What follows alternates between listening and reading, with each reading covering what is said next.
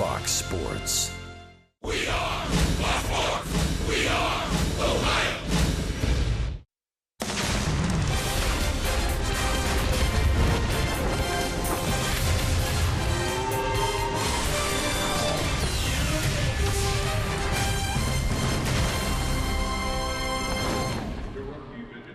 Welcome to the Mile High City of Denver, Colorado, as Fox Sports Ohio brings you Cincinnati Reds baseball. Today, the final stop of a three-city road trip. It's the Reds against the Colorado Rockies. And on this day, we celebrate, of course, Memorial Day. And we hope you take a moment this afternoon to celebrate not just this day, but to remember those who've given their lives, those that have given so much that we can enjoy this holiday in this great land of ours.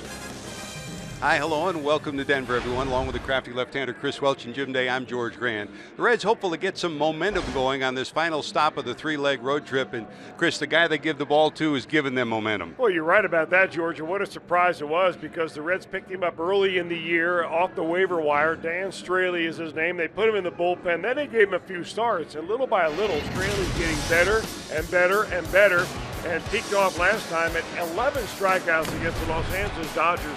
The interesting thing about this particular game, we're going to see a lot of off-speed pitches here, but he used his fastball more in that game against the Dodgers than he did any previous game all year long. He threw 60 of his pitches this fastball, so I got a figure for a guy that really tops out about 91 miles an hour, but he believes in his arm. He's going to do that again here today. Well, the big guy, Nolan Arenado's not in the lineup today, but Charlie Blackmon, Carlos Gonzalez, and Trevor Story sure have been putting up some offensive numbers this year, Chris. Well, home runs is the theme here at Coors Field. If you've never been here, you know that immediately upon stepping in. And what you don't want to see is Blackmon hot, Gonzalez hot, and he is very hot. And Trevor Story hit his 14th home run yesterday. So these guys pack some wallop, there's no question about it. Memo to Dan Straley, keep the ball down. Memo to Dan Straley, too. He's going to face his opponent on the mound, a guy who pitched pretty well against the Reds last month.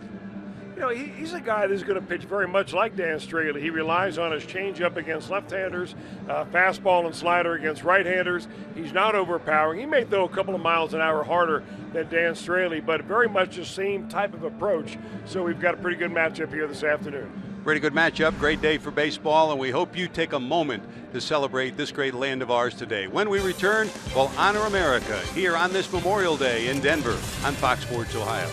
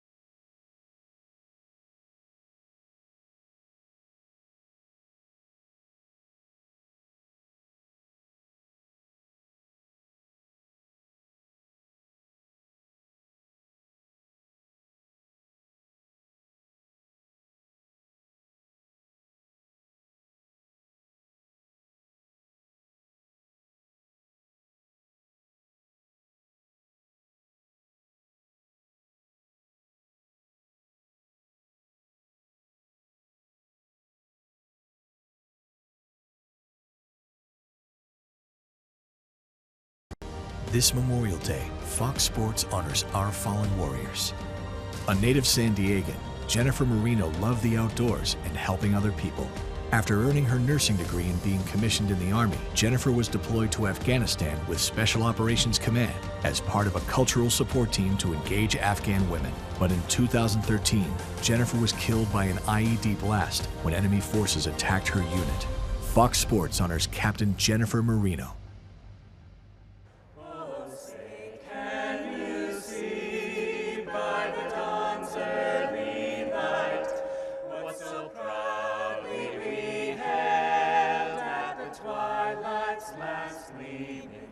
Whose broad stripes and bright stars through the perilous fight, o'er the ramparts we watched were so gallantly streaming, and the rockets' red glare, the bombs bursting in air, gave proof through the night that our flag was still there. Oh, say does that star-spangled banner yet wave o'er the land of the free and the home of the brave?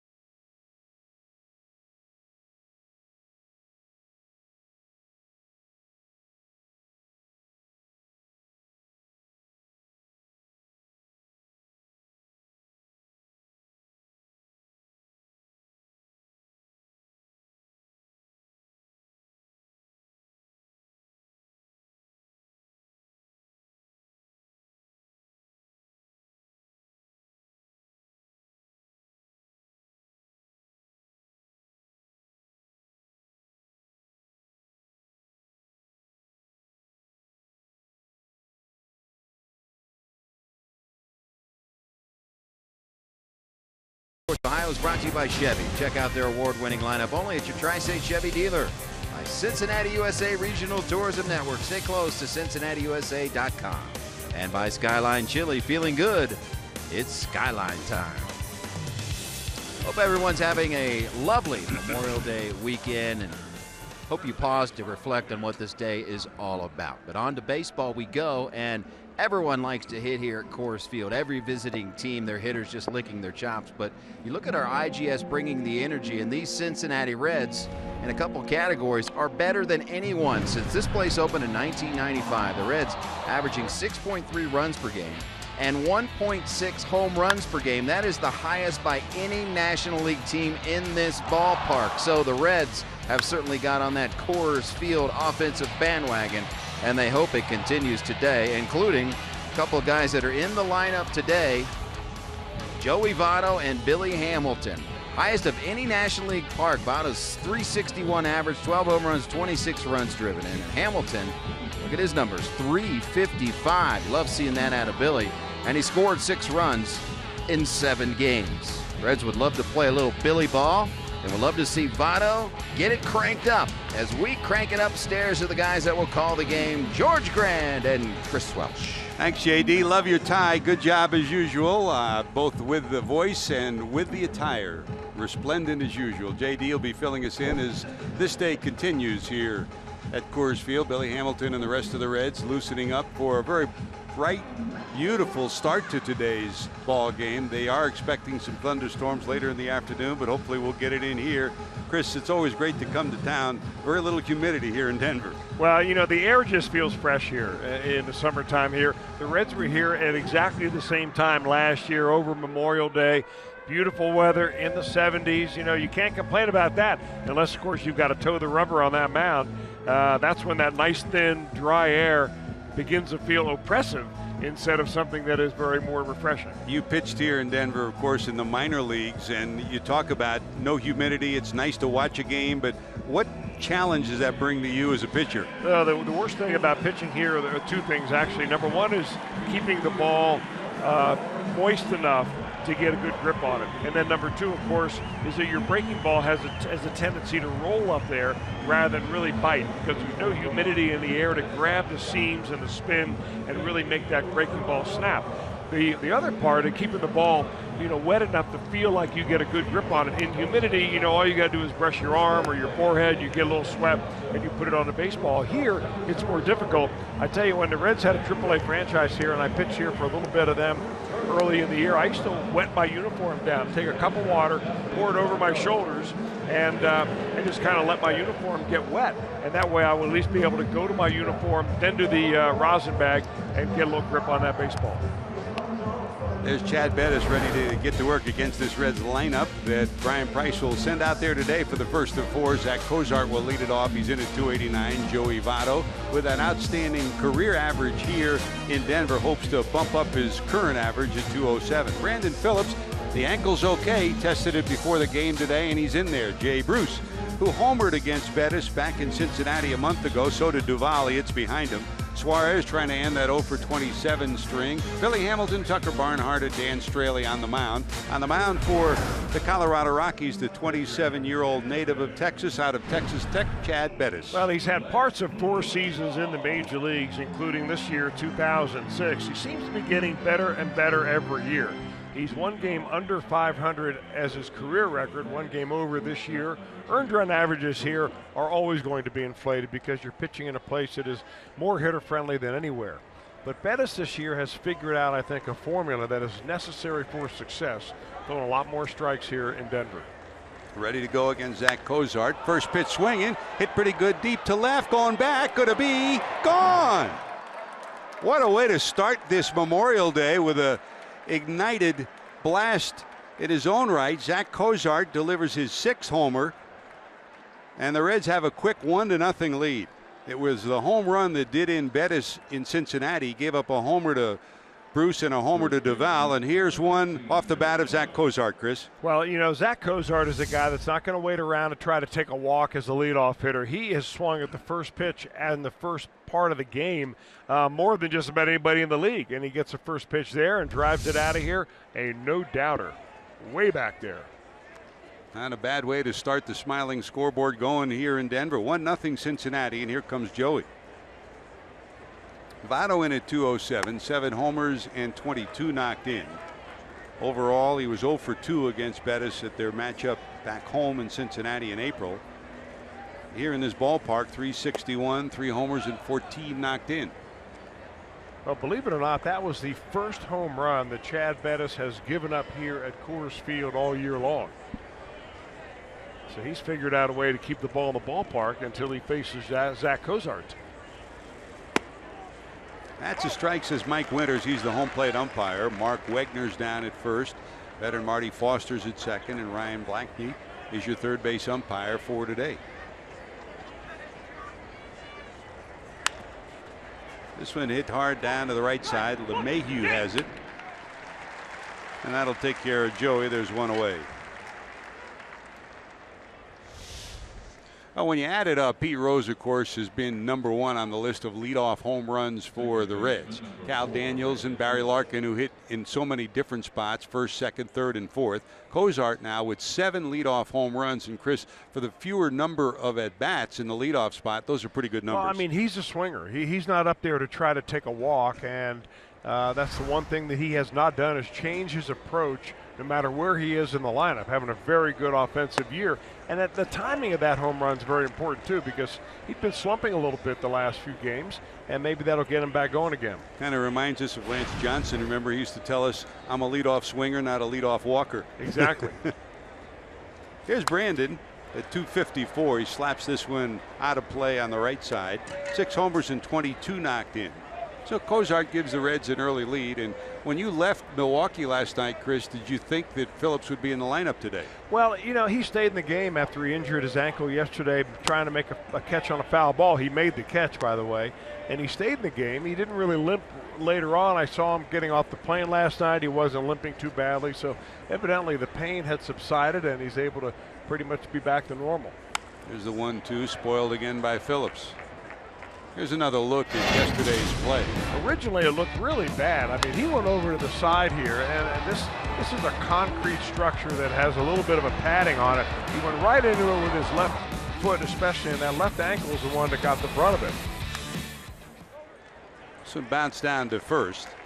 Mark Reynolds will glove it, tap the bag, and there's 2 away. Check your Rockies defense, sponsored by Ford. Gerardo Parras in left. Charlie Blackmon outstanding offensively and defensively. He's the center field. And Carlos Gonzalez over and right. The day off today for Arenado, so Daniel Descalzo will get the start at third. Story, LeMahieu, and Reynolds across the infield. And Dustin Garneau, the catcher behind the plate. Well, here's Jay. He's in at 262, 9 homers, 31 knocked in. He also homered off Bettis. That was back in Cincinnati. In his career, 5 homers and 15 knocked in here at Coors Field.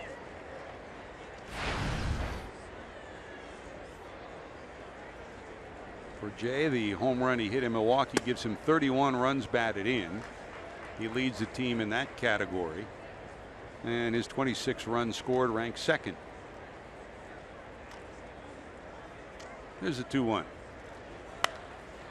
Popped up in the infield. Who'll take charge?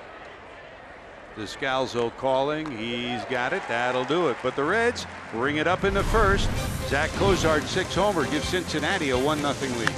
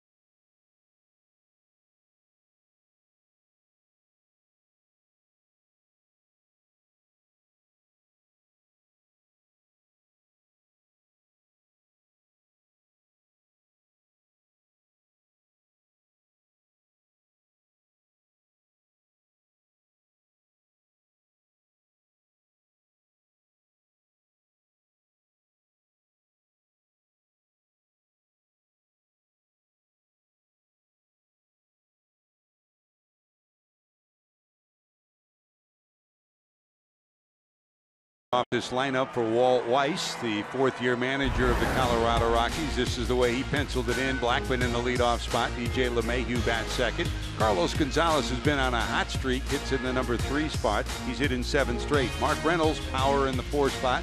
Hara, Story, Descalzo, Garneau, and Bettis. And on the mound for the Reds, here's Dan Straley. Well, Straley, like Bettis, 27 years old, right-hander. Not overpowering, but he seems to really get the idea of what pitching is all about. He changes speeds very well. He's got a couple of different types of breaking pitches that he throws. He uses his fastball enough to keep the hitters off of it, normally. There's a big jolt, and guess what? That's a second deck shot from Charlie Blackman, his 4th homer. And just like Zach Cozart, he gets his club started. And we're back even Steven.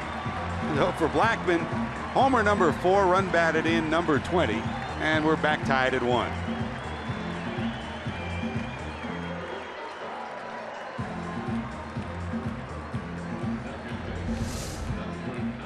Well, Blackman has been on fire since coming back from the disabled list. He was not on the ball club when the Rockies came through Cincinnati, and he is a very dangerous leadoff hitter. And he shows you why right there with one swing of the bat, an upper deck job. Not your prototypical leadoff hitter, but boy, he's done a good job for Walt Weiss in that spot. Well, he's extremely hot right now. I mean, he now has a string of 25 straight games in which he's reached base.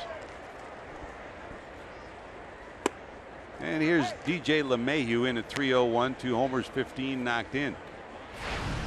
This Colorado Rockies team, as usual, always a strong offensive juggernaut here. They are 3rd in the league in hitting at 272 in average, 6th in home runs. And when you add it up at the end of every year, it's about the same. They're usually around 300 hitting at home and around 220, 230 hitting on the road. It's always been that way. Swing and a miss. Straley gets strikeout number 1. There's out number 1. LeMahieu retired. Here's your 4 defensive alignment for the Reds. Adam Duvall, who's really anchored that left field spot since taking over offensively. Hamilton in center, Bruce in right. Suarez back at 3rd. Cozart, Phillips, the double play combo. Phillips and Votto playing together for the 1,023rd time between the two at 2nd and 1st. And Tucker Barnhart catching Straley. That's your 4 defensive alignment. The Reds come into today 14th in the league in defense, with 41 errors compared to 25 miscues for the Rockies, who are 4th in the league defensively. Here's Carlos. You talk about Blackman being hot. This guy is too, Chris. He's hit in 7 straight, homers in 3 of the last 4, and he's right about the 300 mark with 8 home runs. Well, he's always a dangerous hitter, especially in this ballpark. 2-time All-Star. I mean, and he's been around so long, and he's put up so many incredible numbers. I mean, it's hard to believe he's only 30 years old. You know, the whole really key to every major leaguer, but it has really haunted Carlos Gonzalez and kept him from being an annual, pick to maybe be an MVP award winner, is the health of his body, especially his knees. I mean, he plays a tremendous defense. He has one of the best outfield arms in all of baseball. And being able to hit in Coors Field half the summer certainly doesn't hurt either. 2 balls, 2 strikes from Straley. That's up high, and we'll go full 3-2. You know, what we saw Straley do against the Dodgers, I thought was very interesting, because he got to a point, it seemed to me, like he was really overusing his breaking pitches. And with the Dodgers the last time out, he used a lot of fastballs, not only down in the zone, but ran them up and out of the strike zone very effectively. Yes, missing down and away, and here's the first walk of the afternoon from Straley. 1 out, 1 on, 1 in, and here's Mark Reynolds.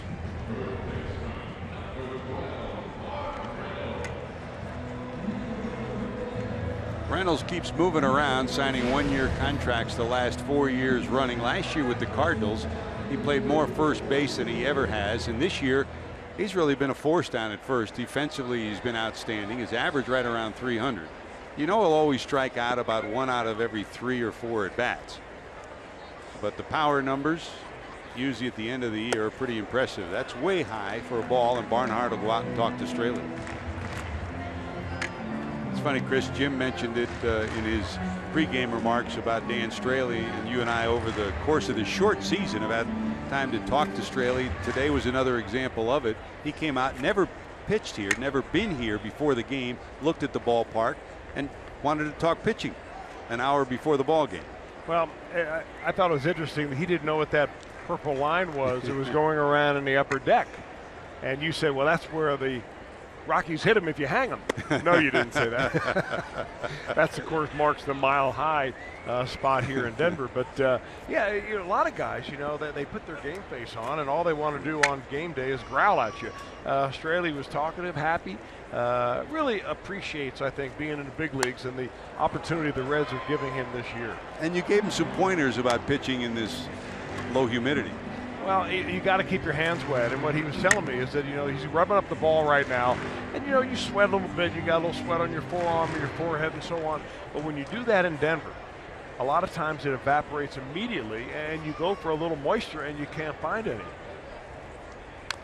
Now, the one thing that's different now than used to be is that pitchers are allowed to go to their mouth put their fingers in their mouth, but they have to wipe it off.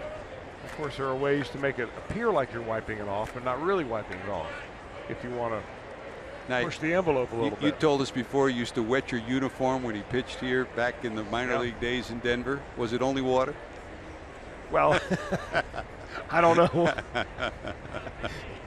It looked like a cocktail glass. I don't know whether it was only water or not. Nothing behind your ear? Nothing on your forehead, Gaylord? No. I threw one of those in my life, and it went about 450 feet and decided that'd be the last one of those. Straley to the stretch, high in the air to short center field. Here comes Billy. Under it, got it, 2 away. When the day started, it was a bright, clear blue sky. The clouds have moved in. In fact, when Joey Votto came out to take infield, he came out without his sunglasses, and then after taking a couple of pop-ups, he asked for the sunglasses, now has them in his back pocket. But the clouds, as you can see, are starting to move in, which will make it a little bit easier to follow the baseball. But earlier, it's like spring training baseball, Chris. High sky, and in this mile-high city, the ball flies. Well, you keep your eye on it, and if you have a better angle than the guy who may have called for it, then call him off. It really takes a little teamwork to catch the high pop-ups. There's Paris, slaps this one to the left side and foul in at 272. 3 homers, 22 knocked in. He's added a lot to this club, both on the field and in the clubhouse. He's a vibrant, energetic player who loves to joke around, loves to keep people loose, and it's helped to make this clubhouse a better clubhouse if you talk to players on it. 2 hopper down to Phillips. Brandon will gobble it up, and that'll do it. So we're even Steven. Zach Cozart matched by Charlie Blackmon. 2 leadoff homers. Bettis goes back to the mound.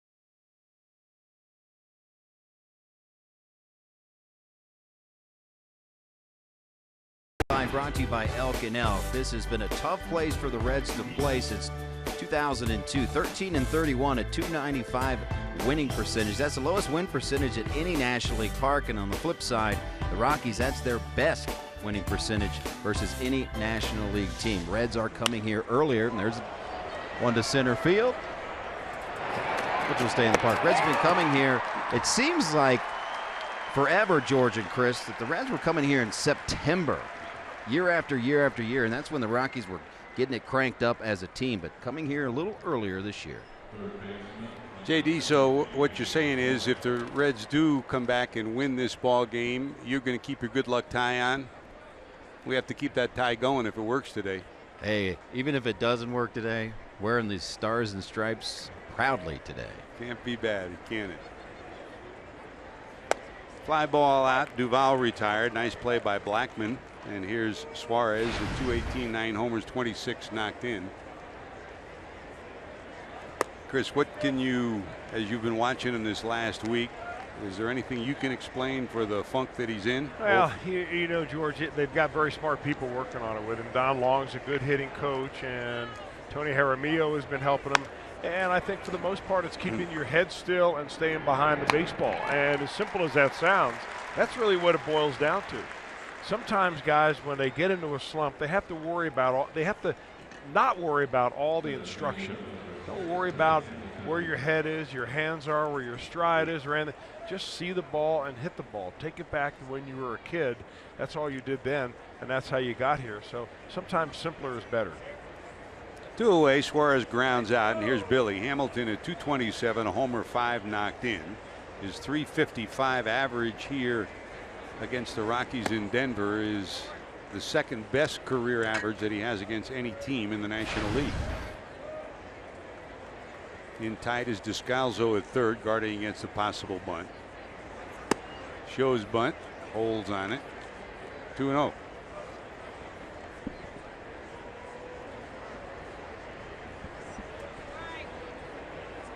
Billy had a funk of his own. This is a roller down the first base line. Forget it. No way anybody's going to get him out. And that's a perfect spot for the kind of speed that Billy Hamilton has, Chris. It's almost indefensible. Well, you're right about that. I mean, if he puts it in this spot, even against a right-hander who falls a little bit towards first base, forget about it. The only way you're going to defend that is if you play your second baseman way in. And Hamilton takes advantage of a nice defensive alignment for him and bunts it, then he runs and not even play at first base. We've talked about it so many times. As a great example, he bunted, then he ran. And that's you brought it up a number of times, not just this year, but last year. And it's something that Don Long's been working with him. Billy Hatcher's talked to him about it. You got to get the ball down first. Well, you know, for fast guys, though, they're so used to running that they want to run before they get it down. And I think that advice you just mentioned is good for, you know, bunting for a base hit, or especially, of course, bunting for a sacrifice bunt. Here's Barnhart at 237, 0 for 2 against Bettis in their matchups back in Cincinnati when the Reds took 2 out of 3. There goes Billy. Here comes the throw in the dirt into center. Billy will hold on the brakes. Good job by LeMahieu. Boy, he, with a left-handed batter up, he was pulled towards 2 steps towards the hole. He still got there to prevent Hamilton from going to third. It's one of those plays that if Trevor Story's able to glove that quick one hopper, he's got a chance of putting the tag down. So that's why he tried to olay it there rather than get his body in front of it and block it. But it is a good hustle by LeMahieu to keep that ball from getting into the outfield and letting Hamilton go to third. So Billy in scoring position for Barnhart. For Billy, that's his 10th stolen base. For the fellow who finished second in the league last year with 57 stolen bases, 1 behind D. Gordon. And the guy in center field, Charlie Blackman, finished 3rd in the league last year with 43 stolen bases. Story trying to keep Hamilton as close as he can. Really doesn't make much of a difference with the deep outfield here. Any base hit, Billy will score easily.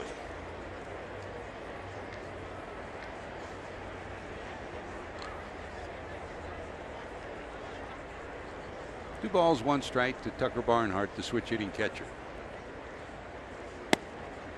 Just missing on the outside corner, 3-1.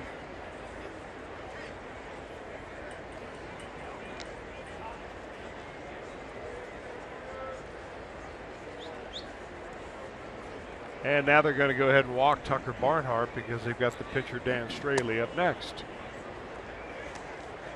So it'll go as an intentional free pass. Puts runners at first and second, and here comes Straley looking for his first hit of the year. The Reds, with the exception of Brandon Finnegan, have struggled at the plate with their pitchers, especially their starting pitcher. Actually, Dan Straley's looking for his first hit in 5 years. You had to bring that up, didn't you? Actually, or his entire career. Of course, he spent the first few years of his career with the Oakland A's. Not fair. One of the things we talked about in that chat before the game as he left, I said 3 at-bats today. A sacrifice, a base hit, and if you're in for 3 at-bats, you know you're into the 7th, right? You better believe it. No balls, 1 strike. A little tardy on that. Well, this is where, I mean, really, if you're Dan Straley, you put a little Joey Votto to action here. Choke up as much as Votto, bend down, just try to make contact. Punch that ball anywhere. Breaking ball got him. That's a strikeout. So the Reds will strand a pair. We're still tied at 1. Going to the bottom of 2. Trevor Story will lead it off.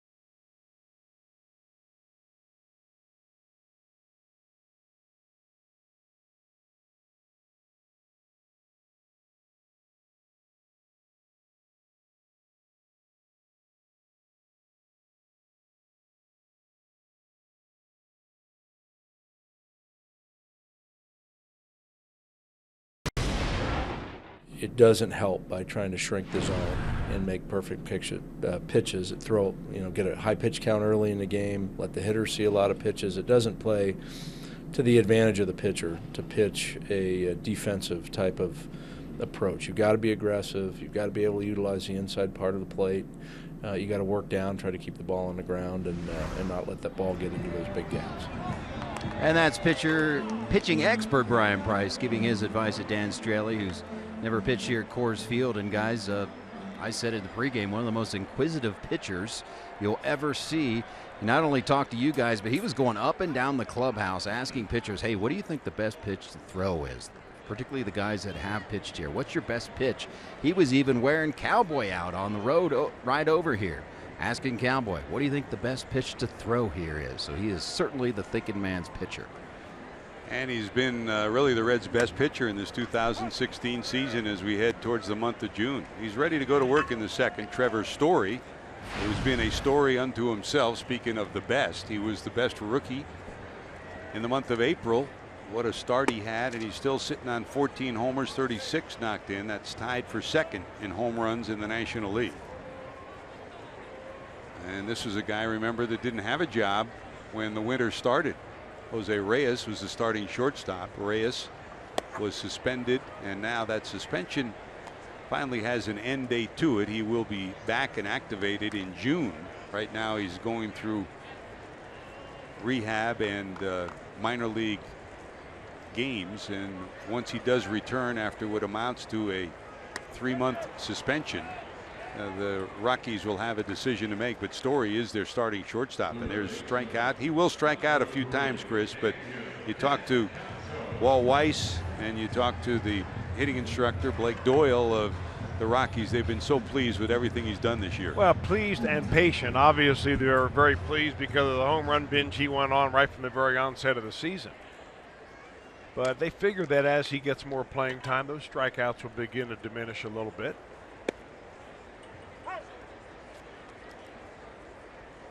Two strikeouts for Straley, and here's Daniel Descalzo. Reds fans, here's Walt Weiss looking on. Patience, that's something that Brian Price has had to learn a lot about this year with the rebuilding of the Reds, and the same thing for Walt Weiss now in his 4th year here in Denver. 14-year major league career, one of the best of all time defensively, and former rookie of the year. That's a hanger that's up high that Descalzo bangs into right for a base hit. So 1 out, 1 on for the Rockies. Yeah, I think what you learn here when you're pitch here for the first time, and Dan Straley's going through it right now, is that pitch you think is not going to be a hanger ends up being a hanger because the ball just doesn't snap break like it does in higher humidity areas. So in order to throw a good breaking pitch, you really have to finish it through. A lot of people have speculated that's one reason why pitchers that spend a lot of time here in Colorado end up with sore arms earlier than pitches elsewhere, because it takes so much effort to finish your breaking pitches. Here's the catcher, Garneau, fouls it off to the left side for strike 1. He's in at 250, a homer and 5 knocked in.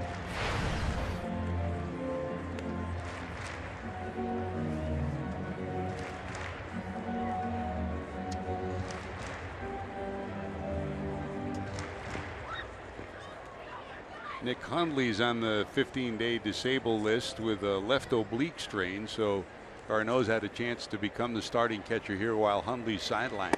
That's in for a ball. Garneau's a guy that has come through the organization. They call him an organizational player. He's 28 years old. He was drafted 19th round, 2009. So really right from the onset, you know, there wasn't a ton of expectation for him coming up and being an impact player in the major leagues. But, you know, you fill in, you hang around, you do all the right things, you get yourself some major league playing time. He's had a piece of action last year, played in 22 ball games. And here he is in his 13th game so far this year.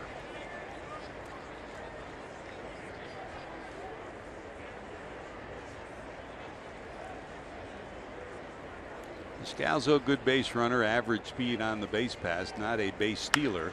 This one ripped into left. That's a base hit. Takes a big high hop in front of Duval, so it's 1st and 2nd with 1 away.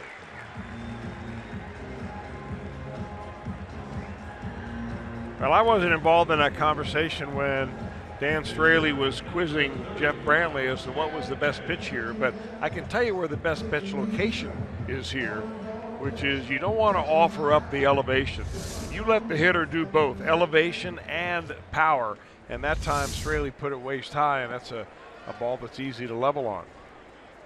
Here's Bettis in at 059, no homers, 2 knocked in, showing bunt with 1 out and 2 on. He fouls it off for strike 1. Votto charging from first.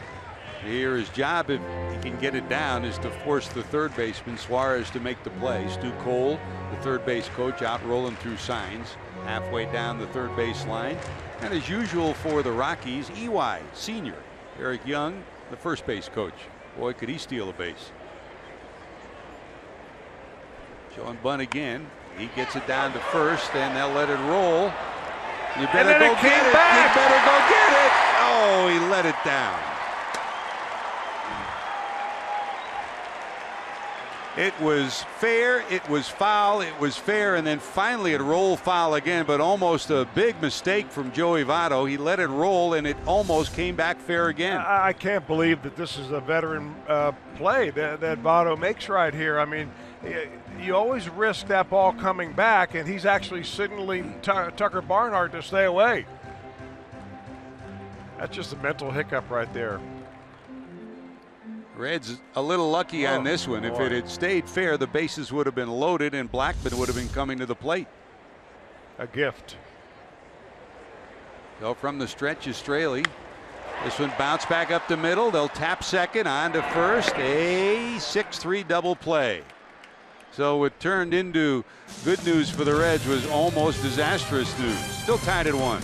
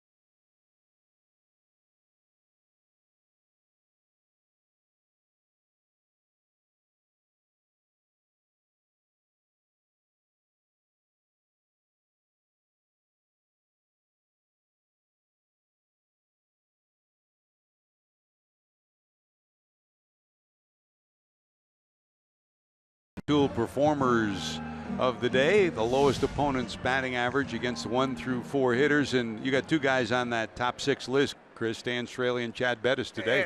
And pretty impressive, really, because of course the first 4 hitters in the lineup are usually the best 4 hitters in the lineup, and if you're Dan Straley and you're holding them to an average of under 200, or Bettis right around 200, you are doing a terrific job in putting your team in a position to win.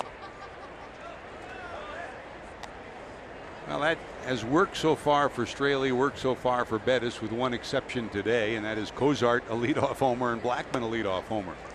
Well, those are going to happen here. You know, those are the kind of things that, you know, you shake off. You don't worry about it at Coors Field. What you don't want to do is walk the batter in front of that home run. Here's Cozart, first pitch swing, and he homered, his 7th leadoff home run to give the Reds a 1-0 lead in the first. And Chris, we're not really sure yet, but there's a bloop into right. Carlos Gonzalez is there. He'll haul it in for the first out here in the 3rd. But Dan Straley has had blister problems in the past, and he gutted it through that game in Philadelphia where he won against the Phillies. And in between innings, he and Steve Bauman, the Reds trainer, taking a look at that hand, and it's something he's going to kind of keep an eye on, huh? Well, you know, you never really know when it's going to crop up. And the worst kind of blister that you have is when you put so much pressure on the end of your finger that the fingernail presses and makes the blister like on the side of the end of your finger. It's like a blood blister. Yeah, we'll keep an eye on it for you. It's not the kind of blister you get when, you know, you wear a new pair of shoes and you go out hiking. It's more of a pressure blister than a friction blister. There's Joey, bounced to second, first time up. They overshift against him. And it's hard to explain, but it's almost at times when you play in this altitude, it's almost like you're holding a pool ball. I mean, the ball just feels not like a baseball. It feels hard. It doesn't feel soft. So you have to put more pressure on it.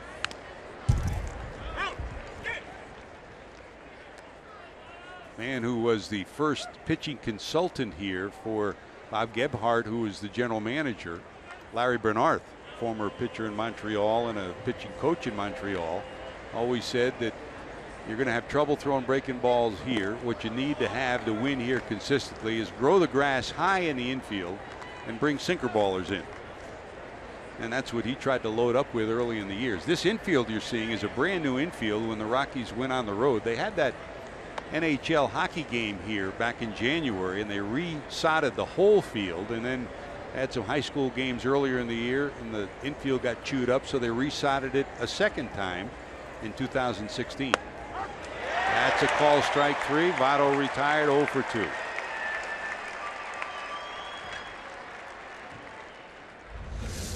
Bettis thought he got a fastball on the corner. Votto thought it was ball 4.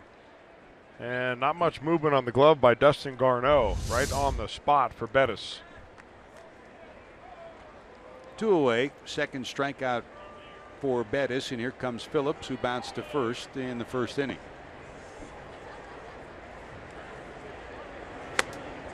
Bettis is really kind of an interesting story. That last pitch, 94 miles an hour, but he's throwing softer now, if you want to call it that, by about a mile an hour or maybe a little bit more than he did just a couple of years ago when he broke into the major leagues. Now, he was always a guy when he got drafted, he was a very hard thrower. But I think what he's finding is a little bit more success when you throttle back a little bit to about 90% effort and then save it when you need it. What he's done at Coors Field this year is really no secret. He has been very good at keeping runners off the base paths by giving away free walks, and that is that's a death knell if you want to pitch here in Denver. You cannot survive. I mean, you can't survive in the major leagues, period, but not here. And Don Baylor, the first manager here in Denver, had probably the best description of offensive baseball in Denver. You're in scoring position when you're in the on-deck circle. Groove was something else. Grass cutter down to short. Story has it. And the Reds go quietly in the third. 1, 2, 3. To the bottom of 3 we go. Charlie Blackmon, who homered last time up, leads it off.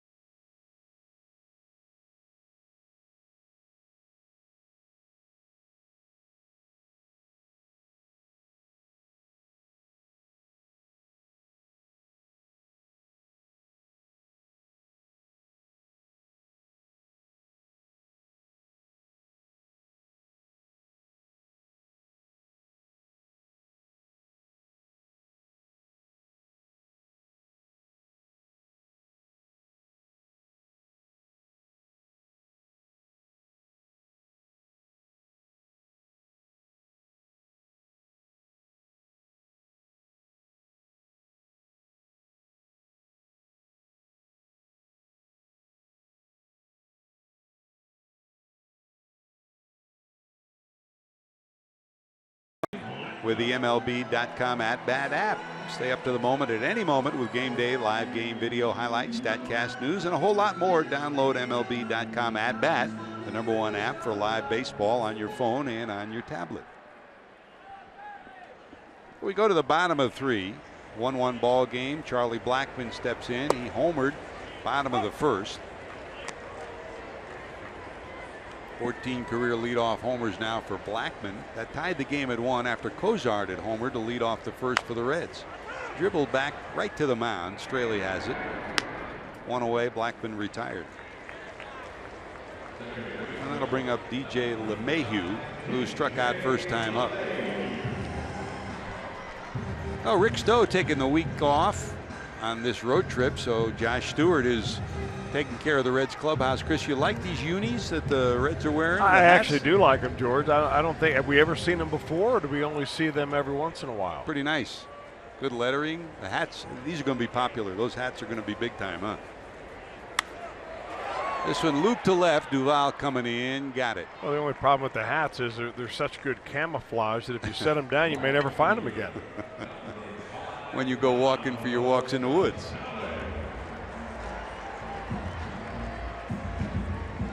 Here's Carlos Gonzalez. Walked his first time up on a 3-2 pitch. Carlos Gonzalez and Troy Tulowitzki were pretty good friends when the two were here. But they were just they came from different angles, and you kind of get the feeling in talking to Carlos this year that he's more relaxed, that he now is the elder statesman on this club. He's now the guy that everyone looks to, and he's taken a more vocal role of leadership on this ball club.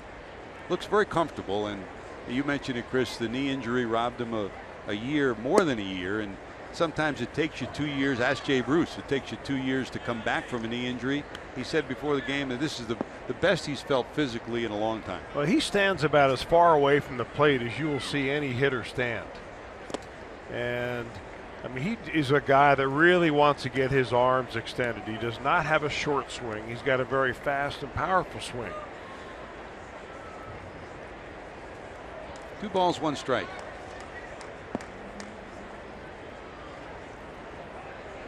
I mean, he is almost on the outside edge of the batter's box. Reds are trying to just thread that needle on the outside black, and the count's gone to 3-1.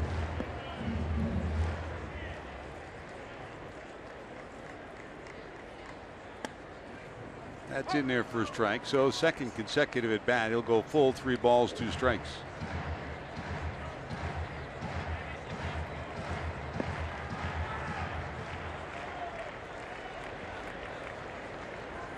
Pretty good career numbers against the Reds. Way wide, and he walks for the second time.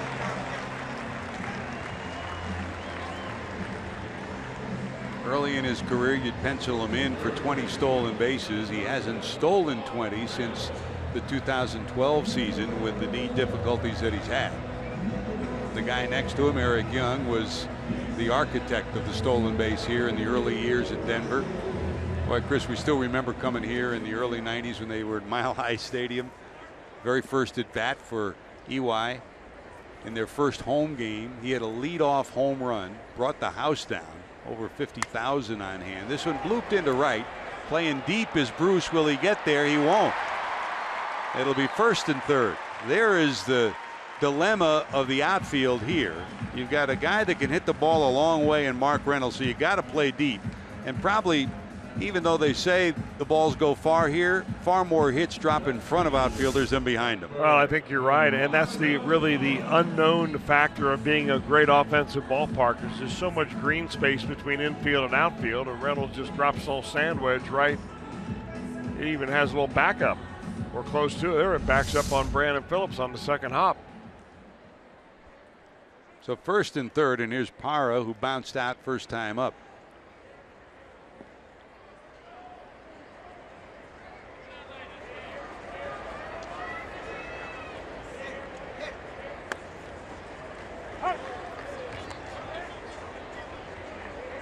It's a valuable get-ahead pitch, that really slow curveball at 73 miles an hour, slower than hitting speed. Most hitters, especially fastball hitters, and Parra is one of those. And Parra, an outstanding bunter, even in an odd situation like this. Don't rule out that possibility. Uh-oh, this one drilled deep to right, looking up off the top of the wall. 1 run will score. Reynolds will go to third, and it's going to be first and third. He drilled that one about 8 feet up on the wall and right. Missed a 3-run homer by about 5 feet, and it's 2-1 Rockies. You know, funny, even though Parra hit that ball so hard coming off the bat, and it was pretty much grooved in his wheelhouse, he doesn't get any more for that than Mark Reynolds did by just dumping it right over the second baseman's head. All this ball needed was a little bit more altitude. Good job by Bruce to get the ball in quickly to hold him to 1. So it's first and third. Still 2 outs, and here comes Trevor Story, who struck out first time up.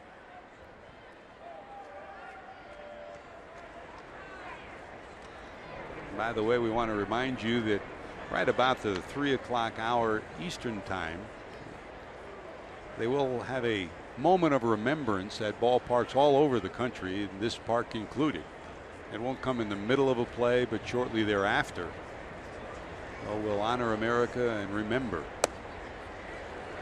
That coming up shortly. Story sitting on 14 homers, 36 knocked in.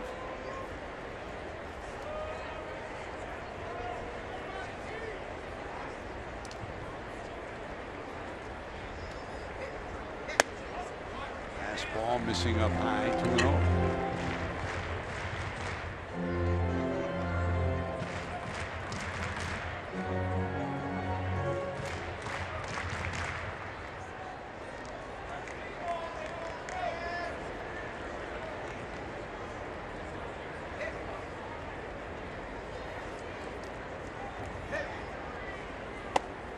Big swing, 2-1. Well, all of this trouble for Straley has happened after he retired the first 2 batters on just a couple of pitches.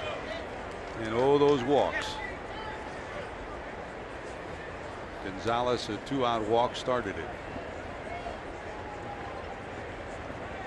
Reynolds off third, Parra off first.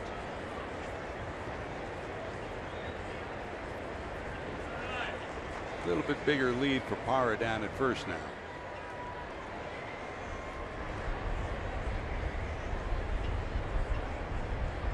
Not going. Breaking ball wide. And it's 3-1.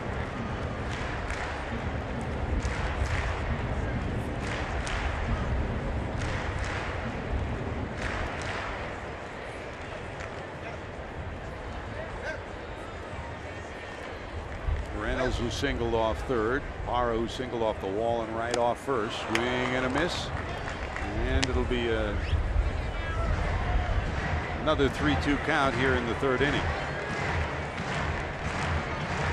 So Parra will be off and running with 2 away from first.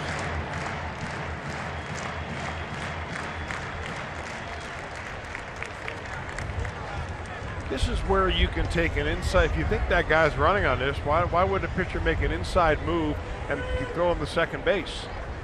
Runner going. There's ball 4. Well, the bases will be loaded here in the third. 1 run already in. Daniel Descalzo due to come in. Ladies and gentlemen, on this Memorial Day, Major League Baseball and the Colorado Rockies are proud to once again participate in the National Moment of Remembrance as we pause to remember the brave men and women who made the ultimate sacrifice in service of our country. We ask that you please join us now in this moment of silence as a collective, unified expression of gratitude to the heroes who lost their lives while protecting the freedoms we enjoy today.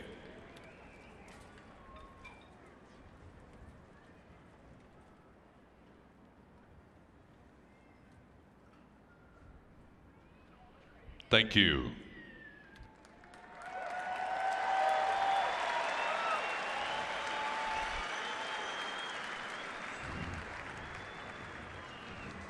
That moment of remembrance.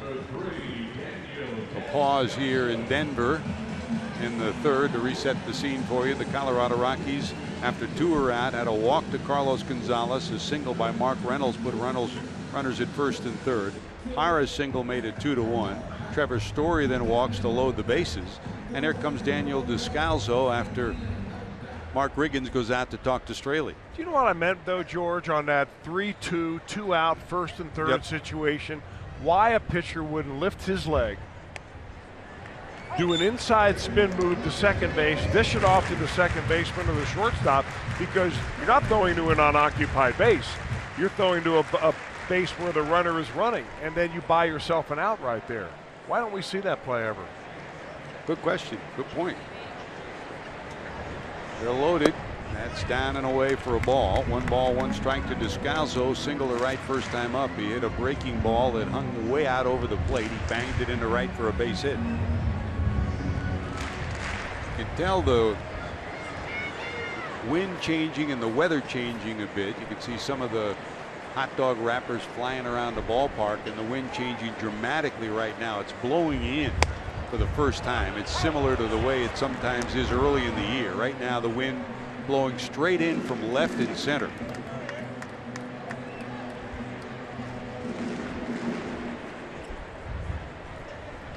1 ball, 2 strikes. Straley trying to get out of this jam in the third.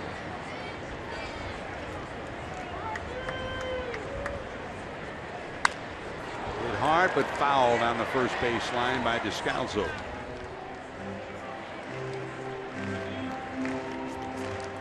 All of a sudden the breeze has picked up here big time. The flags are snapping like firecrackers out there at the top of the scoreboard in left field. The wind is blowing in as hard as you'll ever see it here.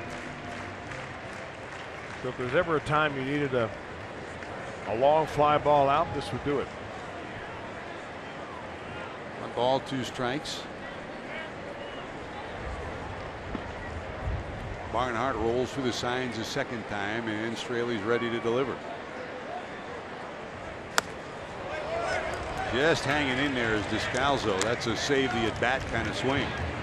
Descalso, a pain in the neck, Chris, when he was with the Cardinals. He, time and time again, came up with big hits or big defensive plays to help the Redbirds win key games in their march to division titles. You know, he's etched himself out a very nice major league career. Most all of it, as you said, with the Cardinals. Never really a full-time player. Always a guy, though, that just was never short on effort.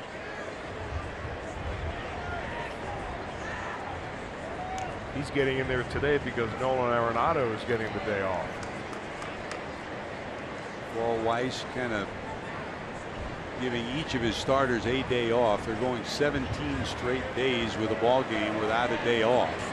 And they had a very torturous road trip just prior to this homestand. So just picking a day here or there to give each of the regulars a day off. Today was Arenado's day off. He'll be back in the lineup tomorrow. I'm sure John Moscott will be happy about that. Yeah. Who was the one guy that there was way more than one. We don't have enough time to go through them all. It's Chris Welsh's hit list. The top 100 on the Billboard charts. Here's the 1-2. Missing up high. Now, the other thing that Coors Field can do to you is wear you out. And here we are still early in the ballgame in the third inning, an inning which started with 2 quick outs. This is the 25th pitch of this inning for Dan Straley. Rip, base hit. This will score 1. Rounding third, coming to the plate will be the second run. They're going to send another run. They got a shot at him at the plate. Here comes the throw, not in time. It kicks away. It's a 3-run double for Daniel Descalso, and just like that, the Rockies take a 5-1 lead.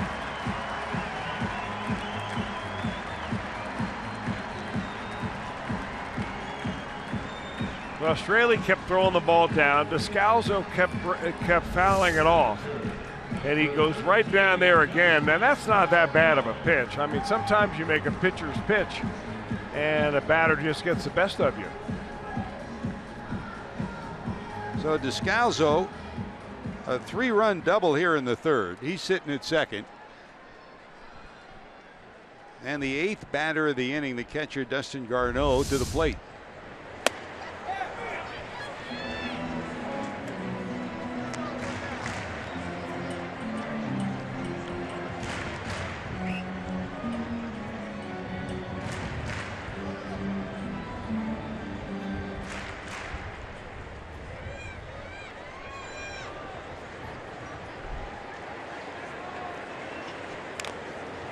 Fouled, and Barnhart got that right off the hand or the wrist.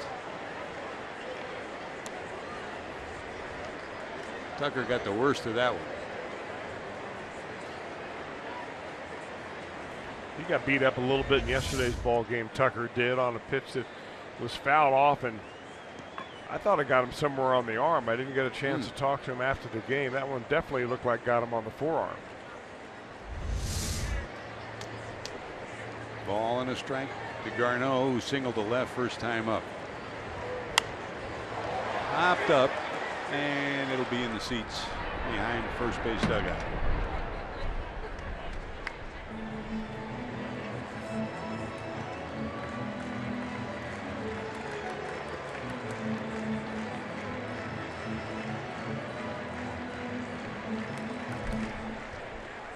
I know overall at 250, but over 300 against righties this year. 305 coming into today.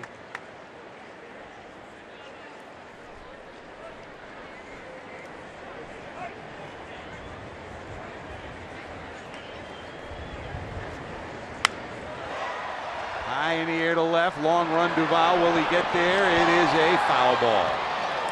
Boy, that wind, it looked for sure that it would be fair. The wind just kept pushing it. The flag's blowing straight towards the foul line and left. And it probably pushed it 15 or 20 feet.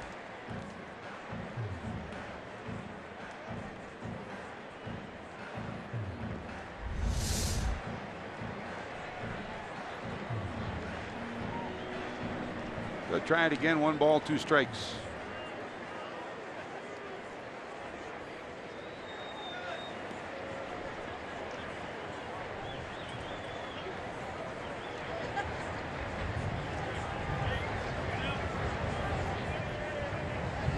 Half of those 61 pitches have come here in this 3rd inning for Dan Straley.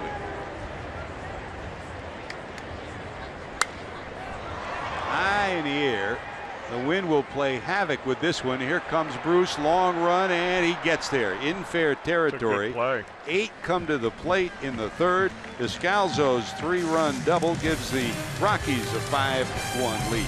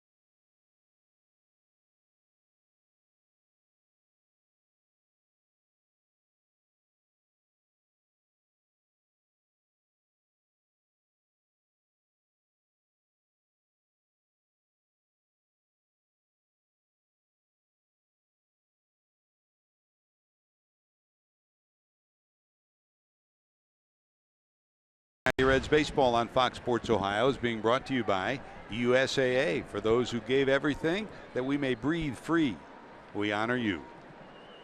And we hope you take some time out on this 2016 Memorial Day to honor those who continue to serve and who have given so much so that we can celebrate this great land of ours.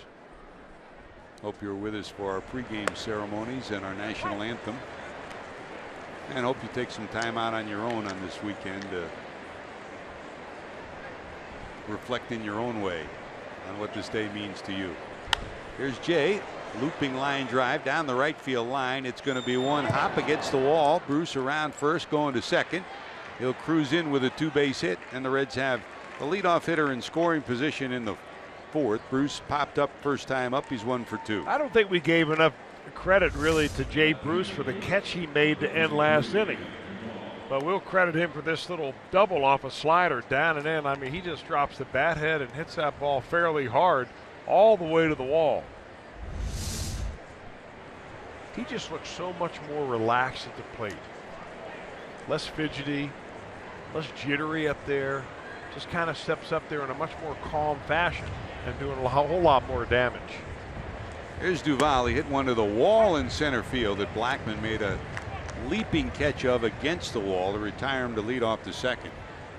What a month of May for Adam.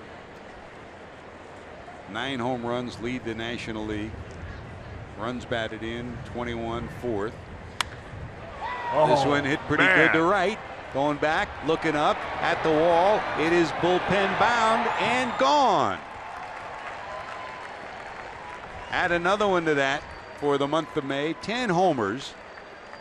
And now 12 on the year, and the Reds creep a little bit closer. A 2-run shot from Adam Duvall. So the two guys who touched Bettis back in Cincinnati with homers contribute here in the fourth. A double from Bruce, and Duvall's second home run this season against Bettis. It's a 5-3 game. Well, I mean, when Duvall hits this ball, it sounds like somebody just stacking timber.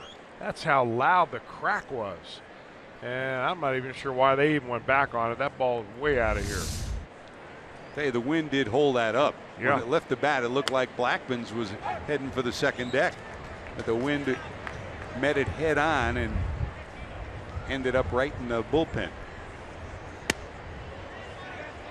So the Reds within 2. It's a 5-3 game. Still nobody out in the fourth. And here's Eugenio Suarez, bounced out first time up. Now this has been a year, the first 2 months of it at least, that to say the least been a struggle for the Reds, but there have been some pretty good stories. We talked about Straley being one of them, and Duvall, Chris, is certainly another one. It is, and he's worked very diligently with Don Long to try to, make sure that he uses the entire field. When he came over from the Giants, he really wasn't, that much of an experienced hitter in the major leagues. But he's found a lot of power going the other way. There's a shot off the bat of Suarez. So Eugenio trying to get his swing back. Rips a bullet into left for a base hit.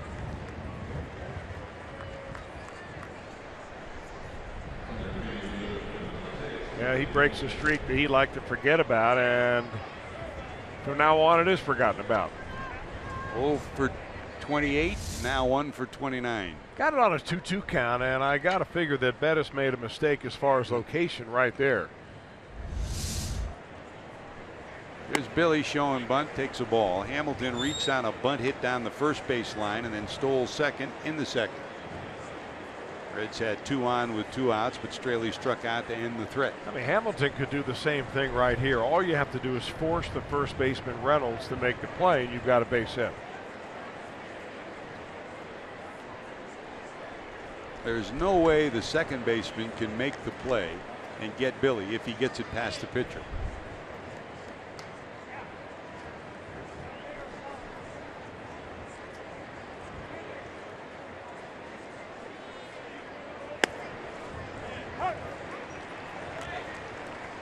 Tim Raines always told Delino DeShields in these situations, judge the second baseman. Don't worry about anybody else. If you think you can get it to the right side and beat the second baseman, there's no way they're going to get you.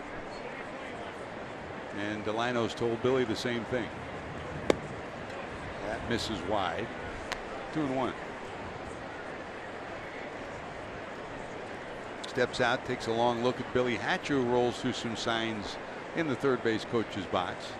Freddie Benavidez down at first reaffirms that sign for Suarez. Trying to nip that outside corner, misses again, and it's 3-1.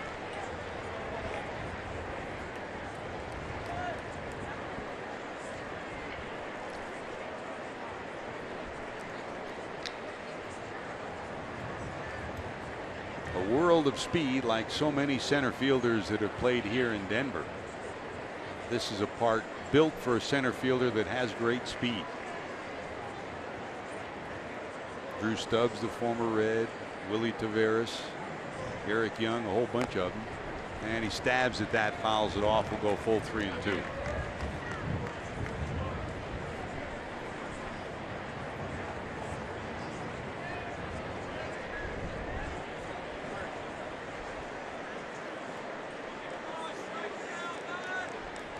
Those clouds rolling in over the ballpark in downtown Denver. That's a bloop into the left, a base hit. So Billy's 2 for 2 on the 3-2 pitch, and the Reds have 2 on. Still nobody out here in the fourth, and here comes Barnhart. I mean, is that the perfect at bat for Billy Hamilton or what? I mean, you fake bunt a couple of times, you get the pitcher nervous, he doesn't really want to throw a strike, and then you finally get 2 strikes on you, you stay in there and you slap it into left field for a base hit. The only thing imperfect about it is that you have Suarez standing on second. So we'll see no stolen base right now. But I mean, I could watch Billy Hamilton do that all day long. So could Brian Price. Sitting there with the very first shortstop in the history of the Colorado Rockies, Freddie Benavides. When the Rockies made their initial appearance here in Denver, Freddie was one of those picked in the expansion draft and was the starting shortstop for the Rockies in their very first game here. Great instructor, great teammate. Here's Barnhart, popped up into short center. Will anybody get there? And it is caught by the left fielder Parra. Give Parra credit. He came out of nowhere to get that one. Blackman wasn't going to get there, and doubtful that Story would, but Parra saves what would have been a bases loaded situation. Well, I'll tell you, if he drops this ball, you're still going to get an out at third base, because Suarez wasn't sure what to do. He went a few feet off the bag, and then he had to go back, figuring that he didn't want to get picked and doubled up. So he's probably happy that Parra made that catch and didn't have to figure out what to do if he saw the ball bound away. Well, there's Straley, who struck out last time up, showing bunt. The throw down to second. They got him picked. Oh, baby. They'll tag him out, and Hamilton will go to second. So in the blink of an eyelash, 2 on, nobody out. Now there's 2 outs and only 1 man on.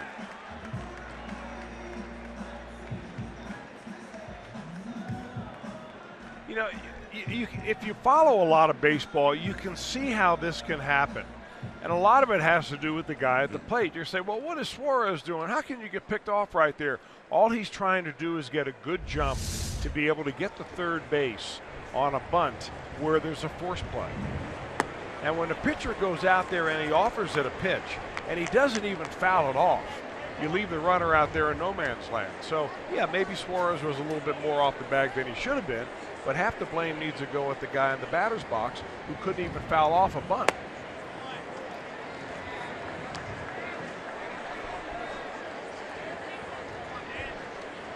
Straley struck out into second, again with 2 runners on. Here's the 2-1.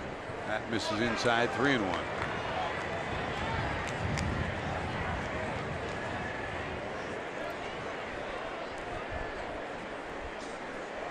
Sounds simple, Chris, but when you came up, I mean, it was almost a mantra that starting pitchers were given. You had to have at least 1 sacrifice every time you towed the rubber. Well, I got to tell you that a lot of things in baseball have changed, but the art of bunting has stayed the same.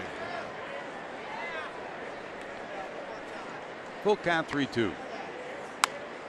Look out.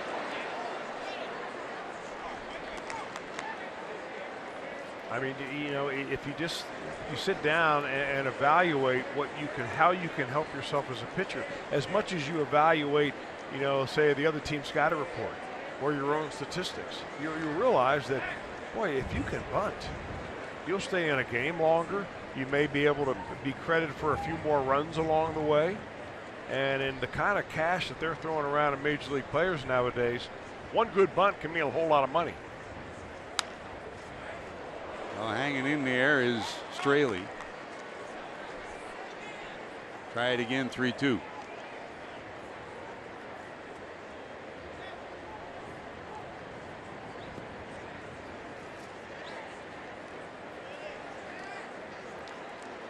A long third for Straley, a long fourth here for Bettis. And give Straley credit, he's hanging in. The same thing has happened here to Chad Bettis that happened to Straley a couple of innings ago, where he's now ready to throw his 25th pitch of the inning.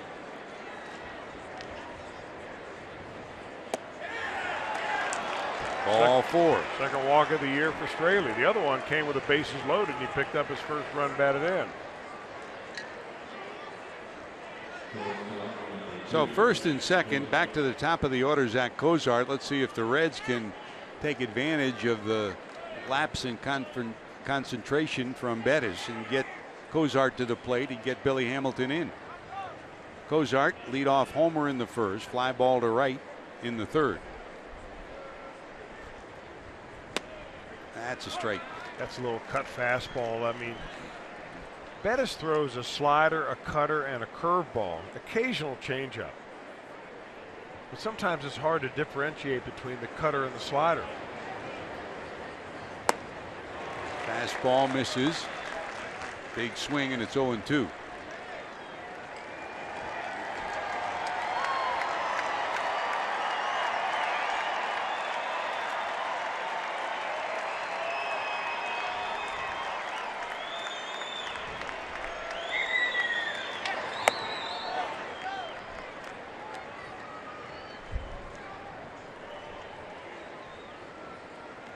One ball, 2 strikes to the red shortstop.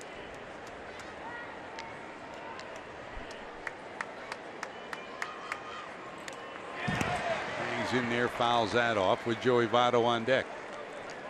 Another look at his 7th career leadoff home run. It was a shot. First pitch he saw in the first inning. I mean, if you know a first pitch fastball is coming, why not? Cozart is one of the most aggressive hitters on this Reds ball club, and took advantage of it there. He's very quick on an inside pitch, Cozart is. I mean, he turns on pitches, and that was the one thing that impressed me right when he came up as a rookie, how quick he was on a ball on the inner third. The league started pitching him away a little bit. He struggled a little bit. This year, he's been able to take the ball the other way and still stay quick inside. Try it again, 1-2.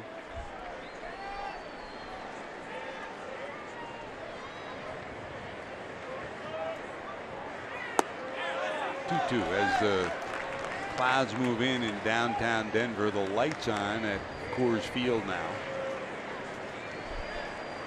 Thunderstorms in the area, and the clouds getting more ominous and darker as the innings progress. Right through the middle. Can Story get it? They'll go to second. What a play. He's safe. Did he get the foot on the bag? He didn't, and the bases will be loaded. What a great play by Story, and LeMahieu almost made a spectacular addition to it. But the Reds will be lucky. Straley hustling all the way, and the bases are loaded. Well, great play by Story. LeMahieu's got to get it, field it backwards, and then try to find the bag in time. It looks like he had in a position at first, but he, I guess, never got to the bag until Straley had already come in there. And first they're going to check on the pitcher Bettis, but Walt Weiss also mentioned as he started to walk out, started to talk to Mike Winters, they may challenge this before it's all over. First they're checking on Bettis. Well, if he's going to challenge it, why doesn't he challenge it while he's checking on Bettis? I guess there will be. They're not going to challenge. There will be no challenge. Right off the left foot, the arch of the left foot. Great job by Story. Good reaction. And I don't know, they may have gotten him there. I don't think he got to the bag. We don't have a look that shows us definitively, but I'm sure the Rockies do, being the home team, and evidently not enough to ask for a challenge. So here's a chance now for Joey Votto. Break out of it in a big way. So Cozart reaches, the bases are now loaded, and here's Votto 0 for 2, a ground ball out and a strikeout. Reds have battled back to within 2, trailing 5-1. The 2-run home run by Adam Duvall, his 12th of the year, made it 5-3, and here's Joey's chance to give the Reds a big lift. What were they checking on Bettis there? I didn't really see them. Off his left foot as he stumbled from the mound. The ball glanced off it, and they wanted to make sure he was okay. He kept nodding yes, but they went out to check anyways. What a wear-me-down inning for Bettis. Pitch number 34. 2-1, ball inside. I mean, he threw 10 pitches to Straley alone.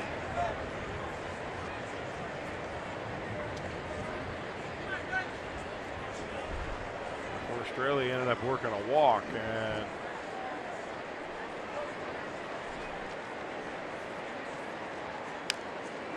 fouled off by Votto. 2-2.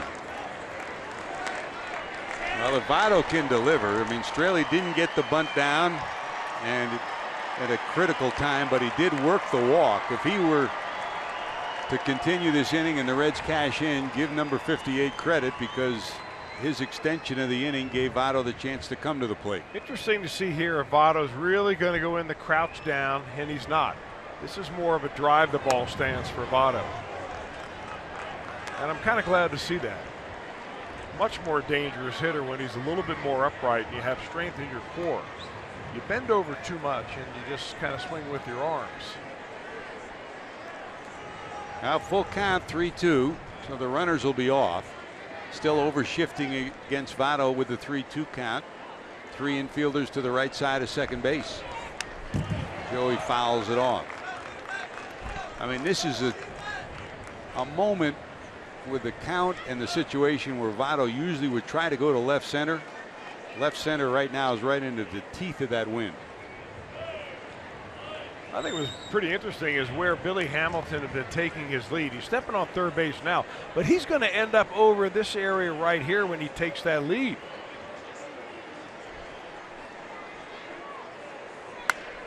Hit to center field. Blackman going back, looking up at the wall. It is one hop and over the wall. Votto will be robbed of an extra run batted in, but he delivers a 2-run double that ties the game at 5.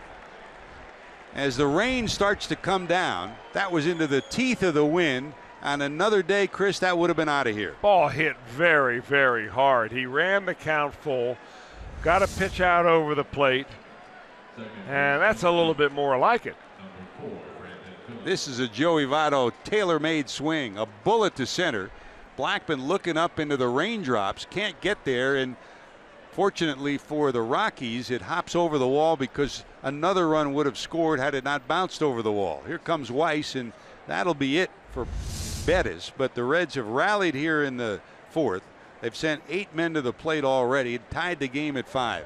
While the pitching change takes place, time for our Skyline Chili call to the bullpen. You're watching Reds baseball on Fox Sports Ohio. Your attention. Now.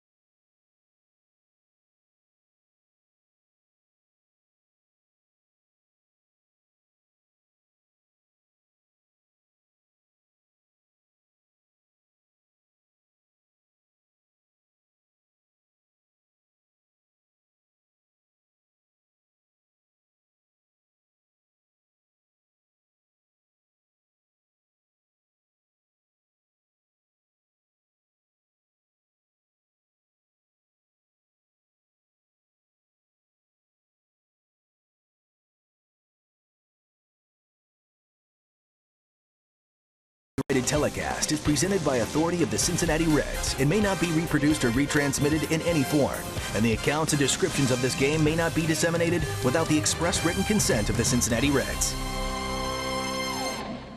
Well, a happy Memorial Day and welcome back to Coors Field in Denver, Colorado, where the Reds and the Rockies are now knotted at 5 apiece. The Rockies sent 8 to the plate in the 3rd and scored 4 to take a 5-1 lead. The Reds have sent 8 to the plate already to tie it in the 4th. And here is the new pitcher for the Rockies, Gonzalez German. The big right-hander ready to go to work to Brandon Phillips. Boy, that was a much-needed swing from Joey Votto, Chris. Well, I think from a lot of different levels, you're exactly right. Sometimes a hit like that, a swing like that, is all it takes to see him go back and start tearing the ball up like we're used to seeing. There's Phillips 0 for 2, 2 ground ball outs. Waves at that, fouls it off for a strike 0-2. And again, the way that wind is blowing in, and any other day that would have been a grand slam home run. As it was, it hit on the warning track and bounced over the wall. So Cozart's at third, Votto's at second, and Phillips trying to give the Reds a lead here. The big, tall right-hander with a lively arm to the stretch. He's 93 to 95 regularly, originally signed by the Mets.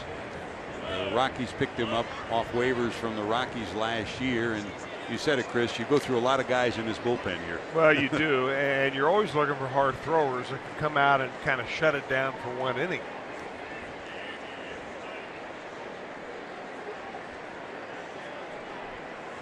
You know, pitch to contact guys are not the type of relievers that are ideal for Coors Field. Sherman was the guy that he was signed by the Mets. And then they did a little in-city commerce with the Yankees when they sold him to the Yankees. The Yankees then sold him to the Texas Rangers. Rangers lost him on a waiver claim to the Cubs, and the Rockies picked him up from there. 1 ball, 2 strikes. Bounce it down to short. Story drops the ball. 1 run will score. Votto stops at third, and the Reds will take the lead. Story got a glove on the ball. It would have been a close play at first in any event, so you figure that Phillips will get credit for a base hit. Boy, Phillips just looked like in this whole at bat that he was being overpowered. And then he gets a pitch down, gets a bad head through. Story has to go off the tip of his glove and then kicked into center field.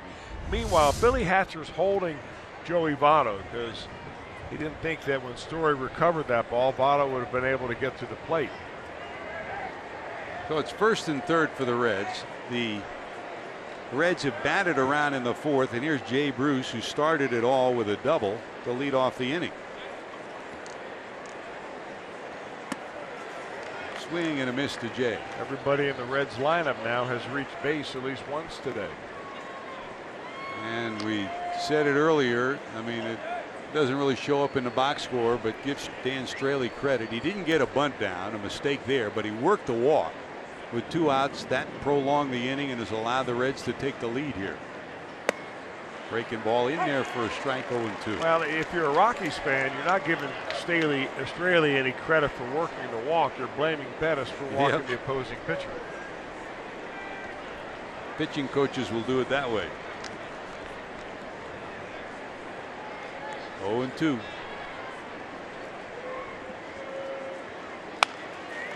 Grounded to the right side. LeMahieu has it. They'll get the final out of the inning, but 10 come to the plate for the Reds in the fourth. A homer from Duval, a big bases loaded double from Joey. Reds lead at 6-5.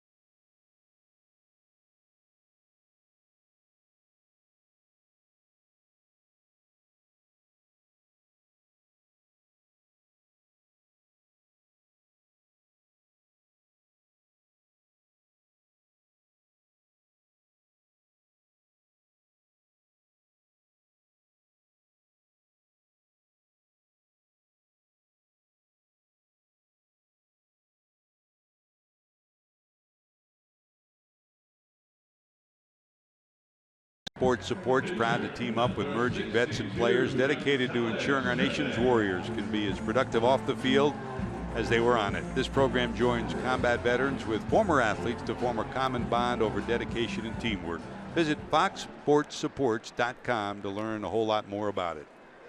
Well, new life for Dan Straley as some veterans look on. Those veterans honored prior to the game today. And Chris, it was a great moment because one by one here at Coors Field, they asked medal winners to rise. They asked those who served, those who are first responders to serve, and the applause just continued to grow and grow and grow. It was a very special moment. Yeah, it's the second year in a row the Reds were able to come here and kind of participate in that ceremony here for Memorial Day, and they do it right here. They always have.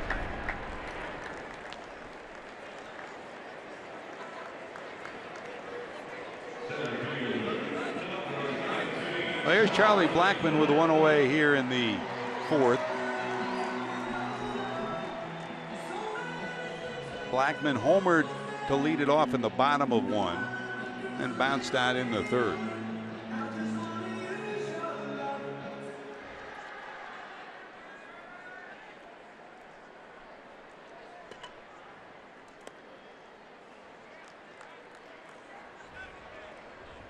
So Straley, whose pitch count doubled in the third inning with nearly over 30 pitches in the third, now standing at 67, dealing here in the fourth. He'd love a quick inning after the last one he had to go through.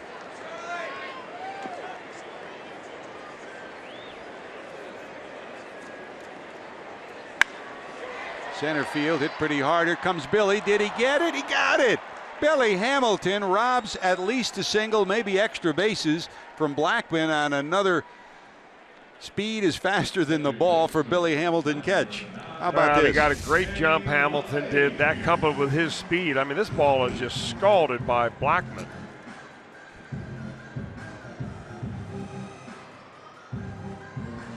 That's some good defense.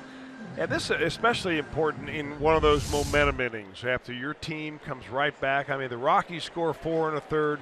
Your team comes back and score 5 in the top of the fourth, and you go back out there if you're Straley. And you're thinking, all right, now what do I have to do to get through this inning and a few more innings out there? Well, you rely on your defense.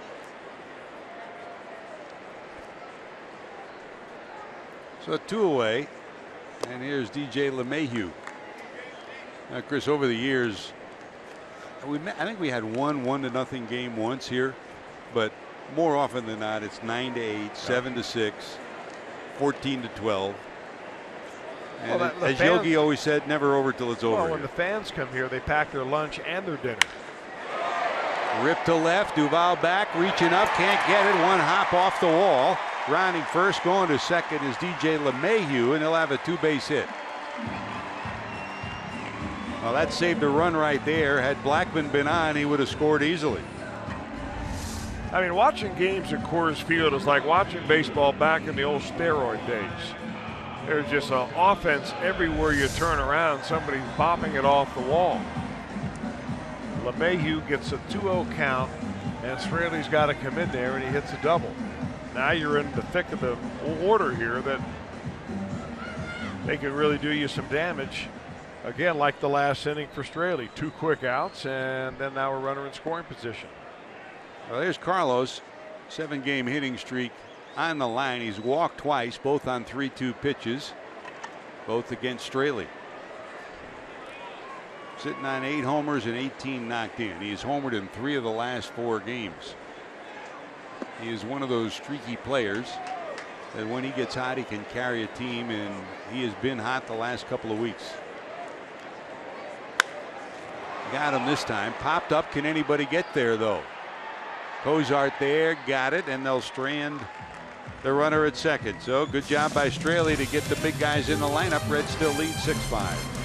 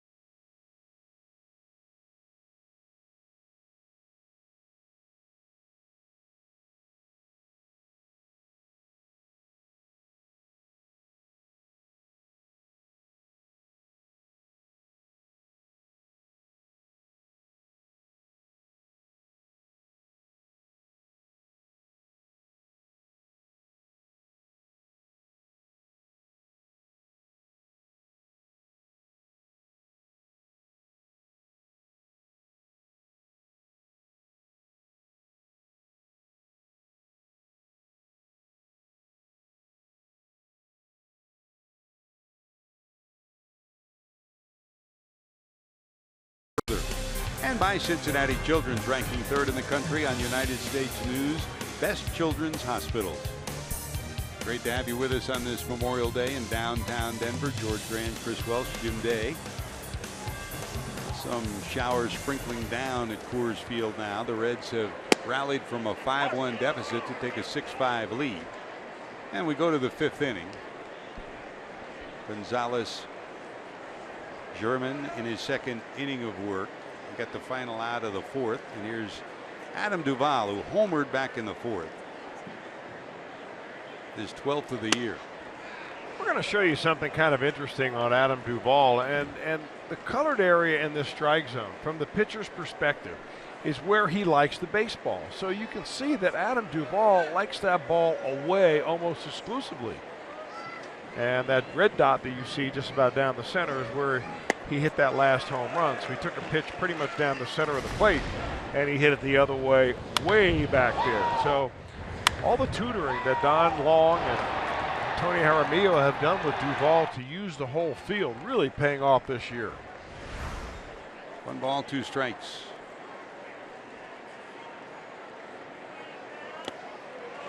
He homered last time up. His first time up, he hit one to center field that Blackman made a leaping catch of about 415 feet away. Blackman's been outstanding defensively for this ball club.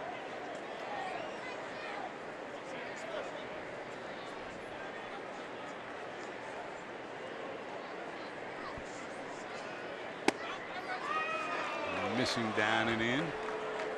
We'll go full 3-2. Duvall, Suarez, Hamilton due up here in the 5th.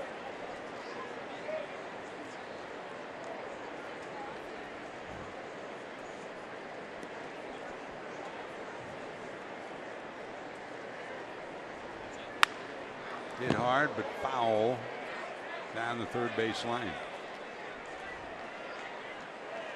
Suarez, who ended his 0 for 28 funk with a base hit last time up in the on deck circle.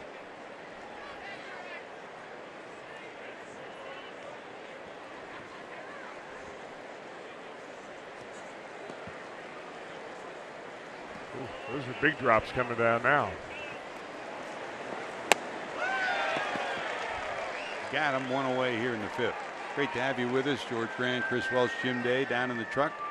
Josh Hall, our producer. Uncle Roy Alper's our director on this trip. Jim Miller dialing up some graphics for us, and Ziggy, Matt Sigafus, giving us a peek at some great highlights.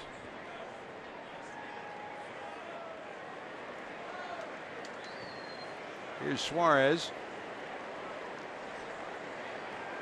Takes a lot to clear them out of the rock pile, but this kind of rain is. They're heading for the exits. There was a little bit of a shower, and now it's coming down pretty hard. So they're heading for homeland. The rock pile, that spot in straightaway center field.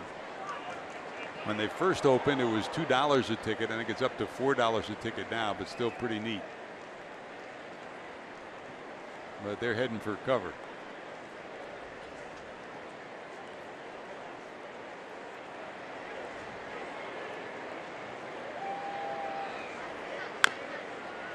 And on the hands and fouled off.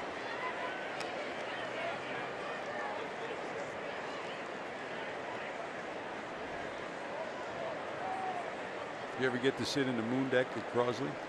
Oh, sure. Still have splinters from it?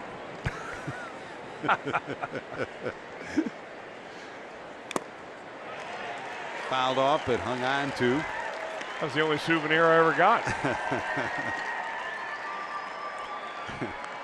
You still remember that feeling, don't you?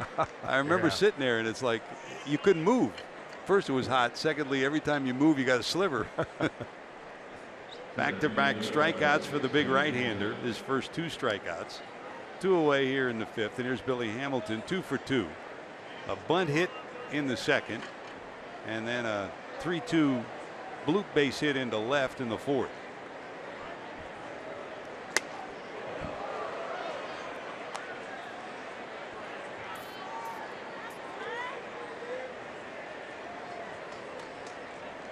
Daniel Descalzo just about in Billy Hamilton's back pocket, about 3 steps onto the grass at third. Here's the 1-ball delivery. And this is where Pete Rose or Brett Butler were at their best, Chris. You draw in that third baseman and then that short, quick swing. There's a bounding ball right by you. Rafael Furcal was another guy that did that a lot. And I'm not so sure that that's part of Hamilton's weaponry yet. But it will be. He just looks more calm in the batter's box, and I'm wondering if he got direct instructions from somebody to go up there every time and slow the game down a little bit by, you know, faking a bunt, laying down a bunt. It looks like he's more calm in the batter's box. 2-1. No money out there for him. Not for Billy. Popped into right. Gonzalez there. The Reds go 1-2-3. First time since the third they went 1-2-3. Still lead 6-5.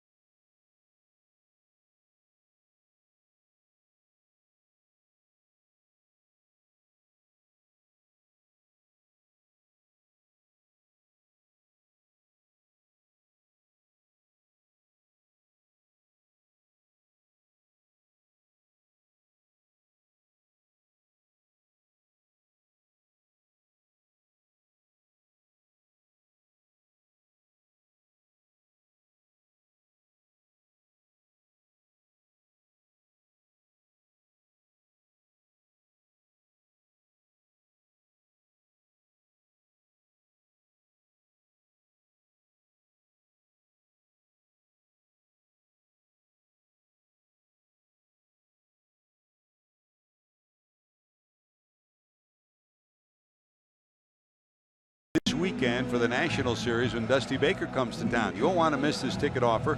It'll only be available during Reds coverage on Fox Sports Ohio tomorrow night, Tuesday night, starting at 8 o'clock with Reds Live. So join us tomorrow at 8, starting with Reds Live. I know Jesse Jackson's ready to be watching tomorrow. He's sitting home, ready to get any deal he can get, Chris. He's probably sitting there in his standby T-shirts. That's it. Enjoying every inning. They're becoming popular around the league. Yeah, they are. Here's Mark Reynolds, the big swinging first baseman. He flied to center, single to right, 1 for 2. Facing Dan Straley, bouncer down to third, tricky hop. Handled by Suarez, and there's 1 away.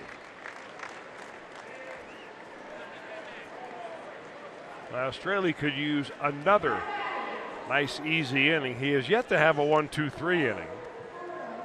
He did have a 4-batter inning last inning in the 4th when he got a couple outs and then gave up a double and then was able to retire Carlos Gonzalez.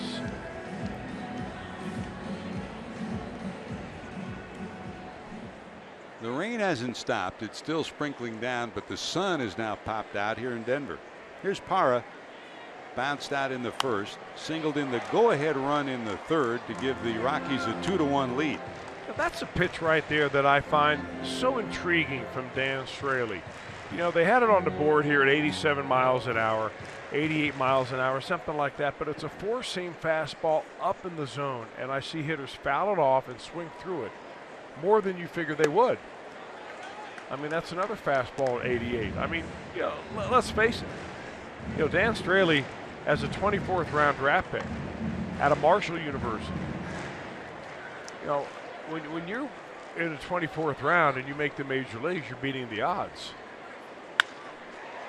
But he gets his fastball at 88 or 90 to appear like it's 94. I see guys take worse swings off of Straley's fastball at 88 than I see some pitchers who are throwing 98. And that's where I'm wondering if there's a way that baseball, the next step in their metrics and their analysis and so on, is that how are they going to figure out, you know, what deception is all about? Because Straley certainly has it. And when you do that, you're going back to basic baseball again. You know, metrics, numbers can tell you everything, but I mean, that's been a way of life as a pitcher ever since, right? Well, yeah, I mean, you know, hitting is timing and pitching is upsetting timing. Yep. But how you do it, of course, is the trick. Power lines out, a bullet to Cozart. Here's Trevor Story, struck out in the second and then walked on a 3-2 pitch in the third.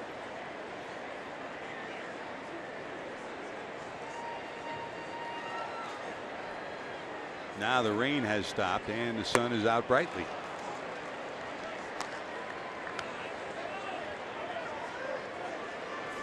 One ball, two strikes.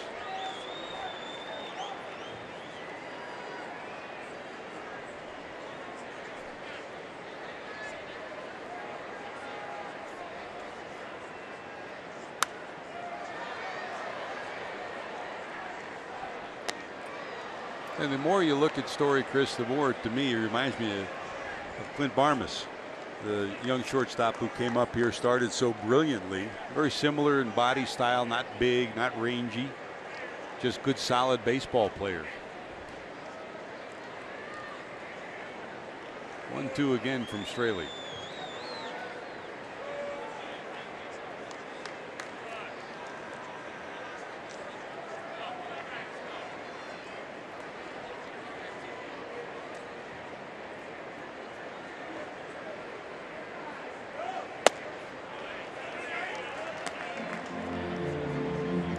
Story has been in the minor leagues with the Rockies for quite a while. He signed when he was 18 years old. He was a first-round pick, although he was the 45th pick taken that year. I'm not sure how many you can take and still be in the first round at 45, but that's what they have him listed as. So he came up, you know, as an 18-year-old. You know, you're playing in rookie ball, then you're playing in A ball. I mean, it was until he was 21 years old, late 21, until he got, you know, out of A ball.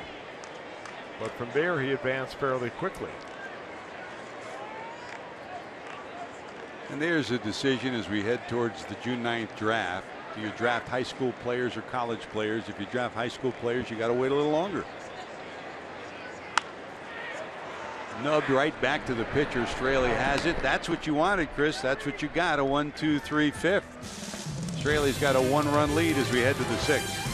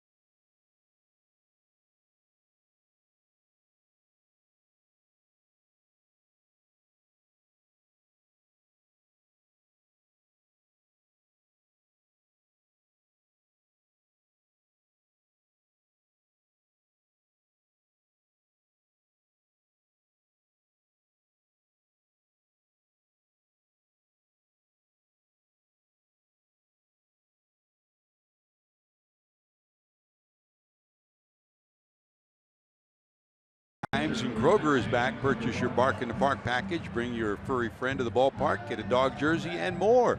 Hurry, spots are going fast. Visit Reds.com/Dog Day and purchase it today.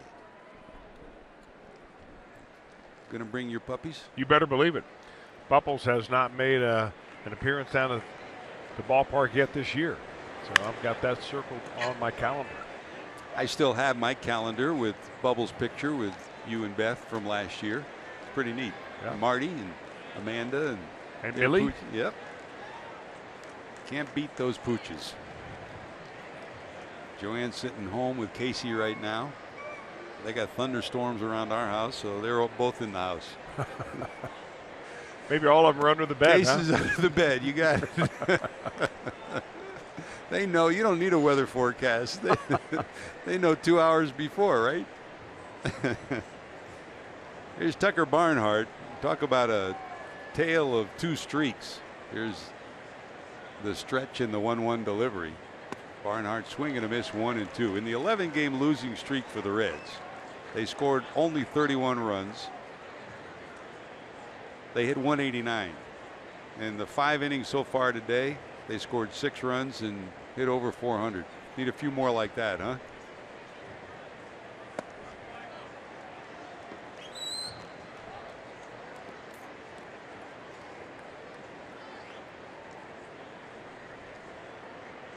Barnhart intentionally walked in the second and then flied to left in the fourth.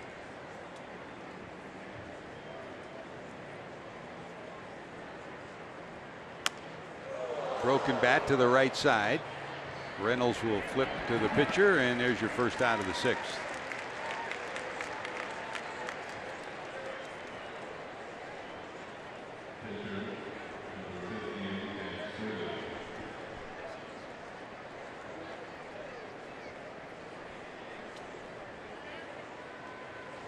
Australia will hit here in inning number 6. He struck out and walked in the second. With 2 away and 2 on, he struck out. In the 4th, he came out with 2 outs. Tried to bunt, bunted through a pitch, and they picked off Eugenio Suarez from second. But then he rallied in the at-bat to work a walk, keep the inning alive, and the Reds from there went on to get a single from Cozart, a double from Votto with the bases loaded, and a single from Phillips. They scored 3 more runs to take the lead 6-5.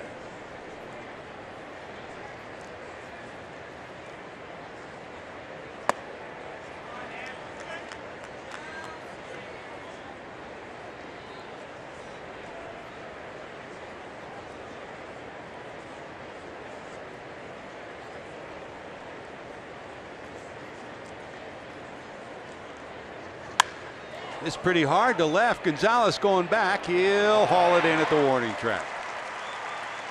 Not a bad swing. 2 away. Sounded good.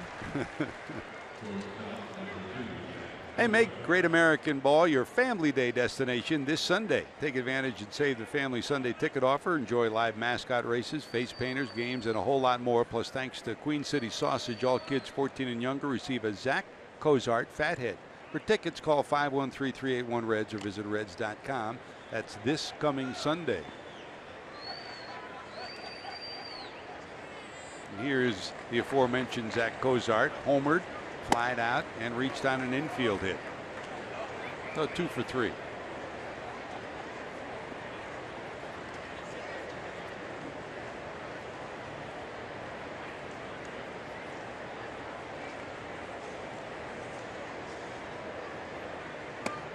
Breaking ball drops in there for a strike, says the home plate umpire Mike Winters. And it's 1-1.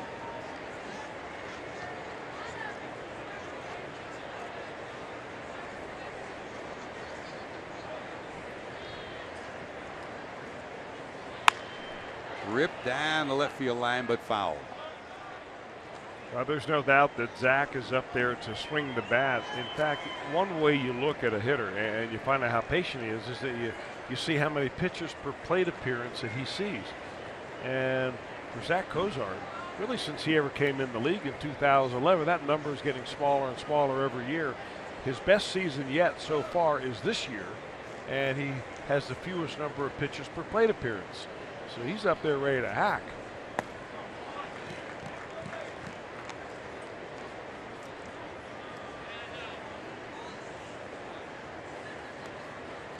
Two balls, two strikes.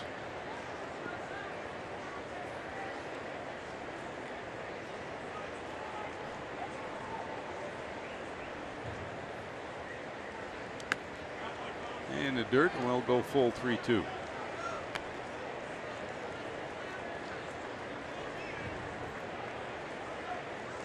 Joey Votto delivered big time, a bases loaded one-hop double over the center field wall to tie the game at 5 in the 4th. On deck here in the 6th.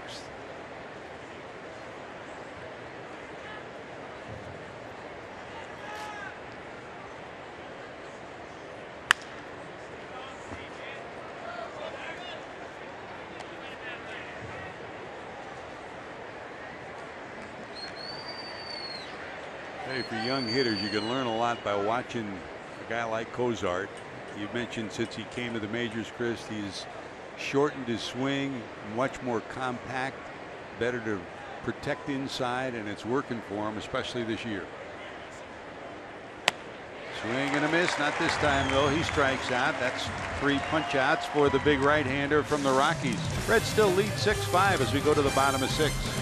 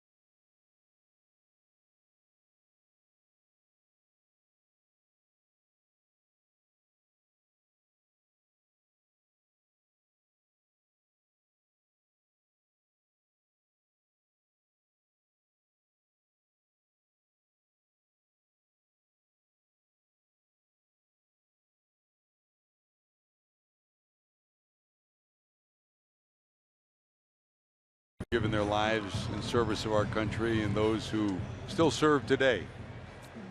Thank you for allowing us to celebrate this Memorial Day and helping us to enjoy the freedoms that we have each day in this great land of ours. Here's Daniel Descalzo back to work in the 6th inning, facing Dan Straley.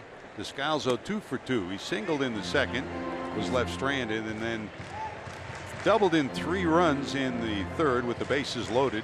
Banged one off the wall in right field. That gave the Rockies at that point a 5-1 lead. Yeah, the biggest swing of the bat for the Rockies this afternoon comes out of their number 7 hitter, a guy that rarely ever gets to play. In fact, only playing in his 8th game of the season.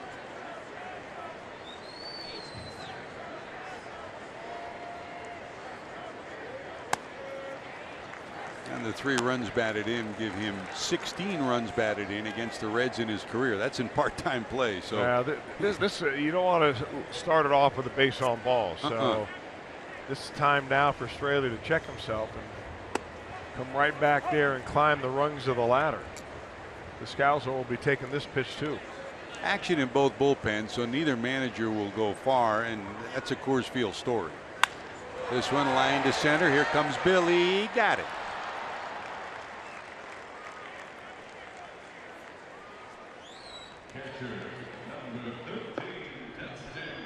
Double-barreled action in the Rockies bullpen. Jason Mott loosening, another former Cardinal who's had elbow and shoulder difficulties, back off the disabled list. The one-time closer for the Cardinals loosening, and there's stretching going on in the Reds bullpen as well.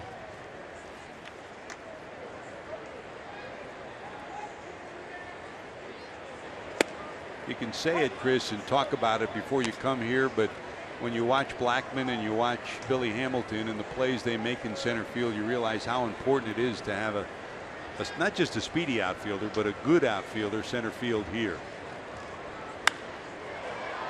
Down the left field line, foul by the catcher Garneau. This is a ballpark that looks a lot bigger when you get into it than it does from the street level. They built it down about, I don't know what, 5 or 6 stories it seems like from street level. So you walk up to it and you know you're sitting way above the field, much like you do at Great American Ballpark when you come in from street level in the main gates. But when Dan Straley came out of the dugout and he looked around, he said, boy, this looks so much bigger than he ever thought it would. And the field is bigger.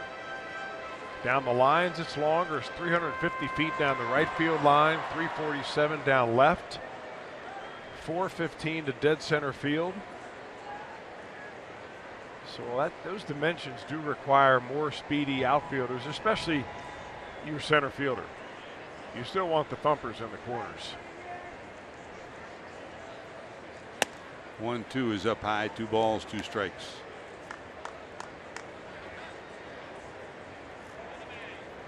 This team will always hit more at home than they do on the road.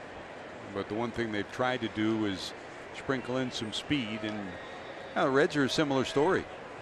Here's the 2-2. At home, the swing and a miss. That's out number 2 of the 6. At home, the Reds are one of the more prolific home run hitting ball clubs, but on the road you need some speed to create some runs. You're not going to hit home runs like that. Well, rare changeup for Dan Straley. Boy, look at the diving action on that pitch. Stayed right over the top of that one.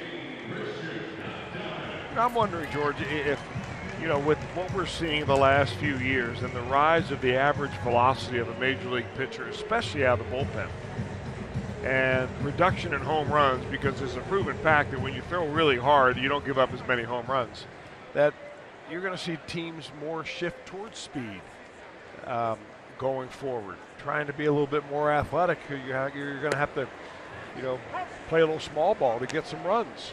Here's a switch hitting infielder, Christian Adames, pinch hitting with 2 outs here in the 6th inning. Good solid defensive player. This one looped into right, charging is Bruce, and it'll drop in front of him. Off the end of the bat, but good enough for a base hit.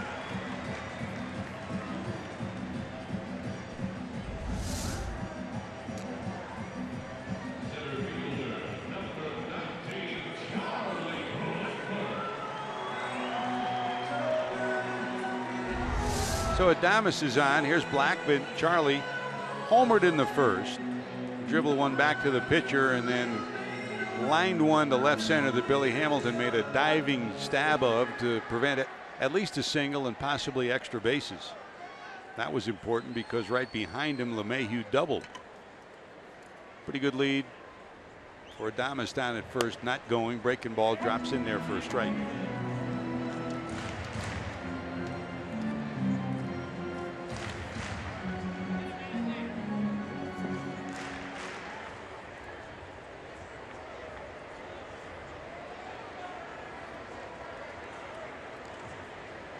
Runner not going, fouled off at the plate, and it's 0-2.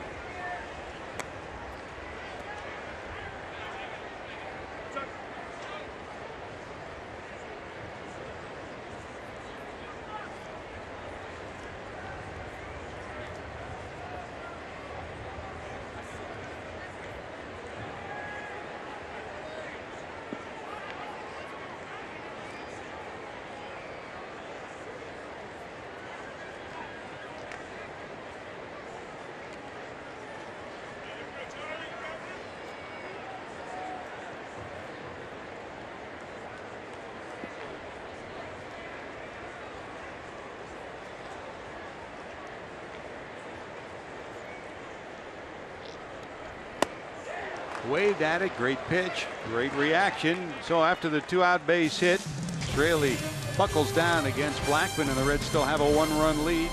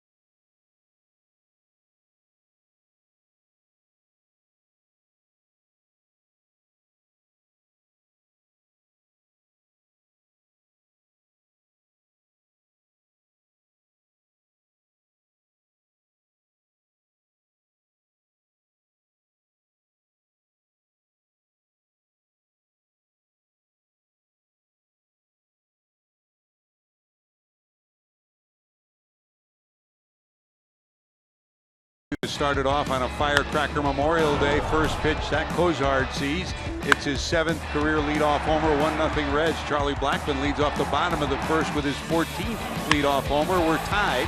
And Daniel Descalzo, a bases loaded double, scores 3. The Rockies have a 5-1 lead. Then the Reds rally began. The Reds in the 4th hit a big home run after a double from Bruce by Adam Duvall. That made it 5-3. And then Joey Votto delivers a bases-loaded one-hopper over the fence. 3-run score.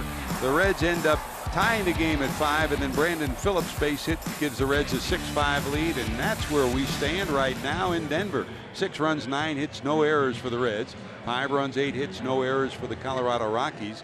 Dan Straley, meanwhile, has pitched well, battled through that very difficult 3rd inning, Chris, and your report card on Straley so far has to be pretty good. Well, the 3rd inning was 29 pitches and 4 earned runs, but overall, everything came together after that. He's had 10-pitch inning, a 13-pitch inning, a 15-pitch inning, and zeros on the board. So Straley is pretty much right on schedule. I'm sure that he is probably in there hoping that he gets at least 1 more inning, although I'm not sure he is or not. Well, here's Joey Votto in the 7th to face Mott. Big swing to right, going back. Gonzalez at the warning track, looking up. It's going to be gone. Votto, 1 hop over the wall, a double with the bases loaded last time up, tied the game, and this one long gone to right, and that gives the Reds another run cushion at 7-5 Cincinnati. Well, that just looked like a no-doubter off the bat, and a home run by Joey Votto to right field. Unusual, but I'm liking it and liking it a lot. They pitch him on the inner part of the plate, and Joey is ready to drop the bat head that time. And as Votto rounds first and goes to second, Gonzalez was trying to deke him. He knew he didn't have the ball. He dekes him here, hoping that maybe it'll hit the top of the wall, and Votto looks at him and says, "What, are you kidding me? What are you doing? What are you doing?" Here's a bloop down the right field in the corner. It'll go foul. I don't think it was a joke on the part of Gonzalez. I'm not. No. I know that he probably thought it was a home run, but we've seen another ball that was hit off the wall right there. So if you can get the runner to think that it's off the wall, why not? And Carlos has made a career of that in right field here. So 7-5 Reds, and here's Brandon. His base hit in the infield gave the Reds a lead, and De Jesus will come in and pinch hit for him. Brandon, of course, nursing that ankle injury from yesterday. So for Votto, not only does he deliver a big bases loaded double, but this home run, the 200th of his career, gives the Reds a 7-5 lead. That puts a smile on your face, makes you a little more comfortable, huh, Chris? Well, it's a little bit more like I've gotten used to over the years. Ivan De Jesus bounces back to the pitcher, Jason Mott, and he's retired.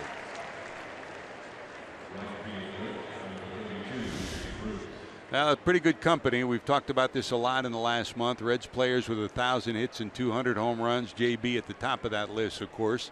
Votto now 1,263 hits, 200 homers. Jay Bruce already in that 200 home run category. Now with the most home runs at Great American Ballpark as well. Here's Jay fouling this one off to the left side. Is there going to be room? Descalzo there, and he got it. So 2 away. Here comes Adam Duvall. Duvall homered. His was back in the 4th. His 12th of the year. His 10th in the month of May. That's #1 in Major League Baseball. And he faces the former closer of the St. Louis Cardinals, Chris. Jason Mott really burst upon the scene second half of his first year, and then had Tommy John surgery, battled back from that. Then last year had a shoulder strain on the DL for the second half of the year, then started the DL again this year and just got back with the club this month. Well, only his 3rd game overall. Remember, Jason Mott, when he first came to professional baseball, was a catcher, and he was converted to a pitcher by the Cardinals and eventually saved 42 ball games as their closer in 2012.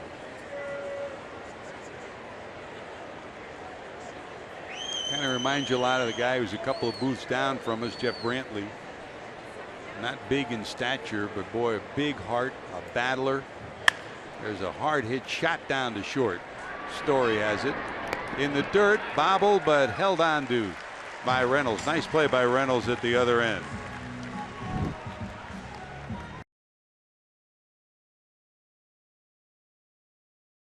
USAA honors our fallen soldiers as we honor America here in Denver. Mott's got a way to go. The Colorado Rockies.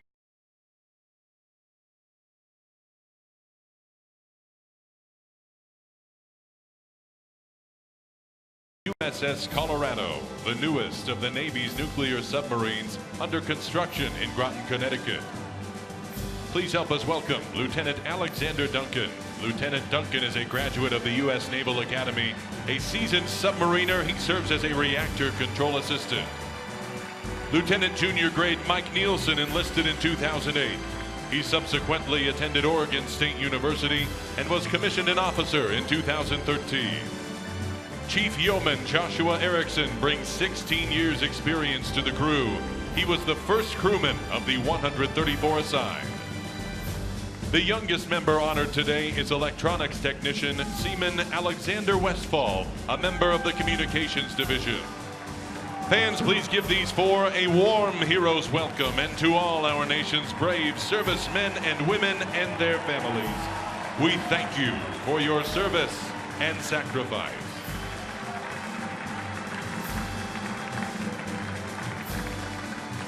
Ladies and gentlemen, please rise as we honor our great country with the performance of God Bless America. Performing God Bless America today, representing the United States Air Force Academy Band, is Senior Airman Ben Sampson. Additionally, please direct your attention to the rock pile where locally assigned Navy sailors from NIOC Colorado will be unfurling the American flag. Ladies and gentlemen, please join Senior Airman Sampson by singing along to God Bless America.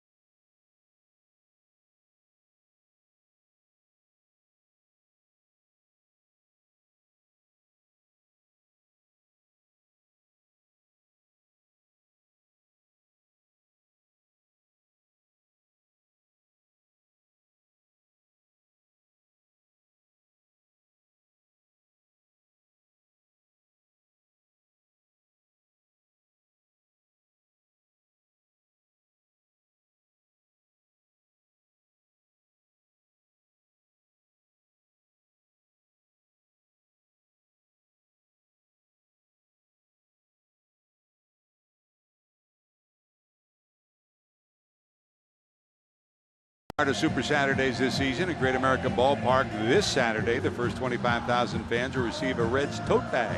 Catch all the action when your Reds take on the Nationals for as low as $12. For tickets, that's right, I said $12. That's as low as $12.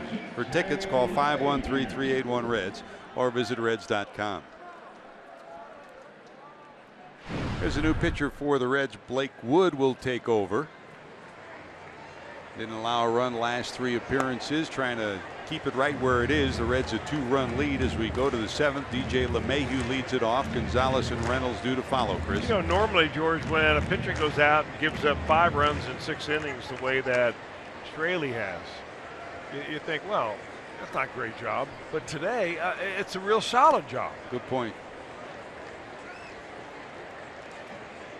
He gave up the leadoff homer to Blackman in the first.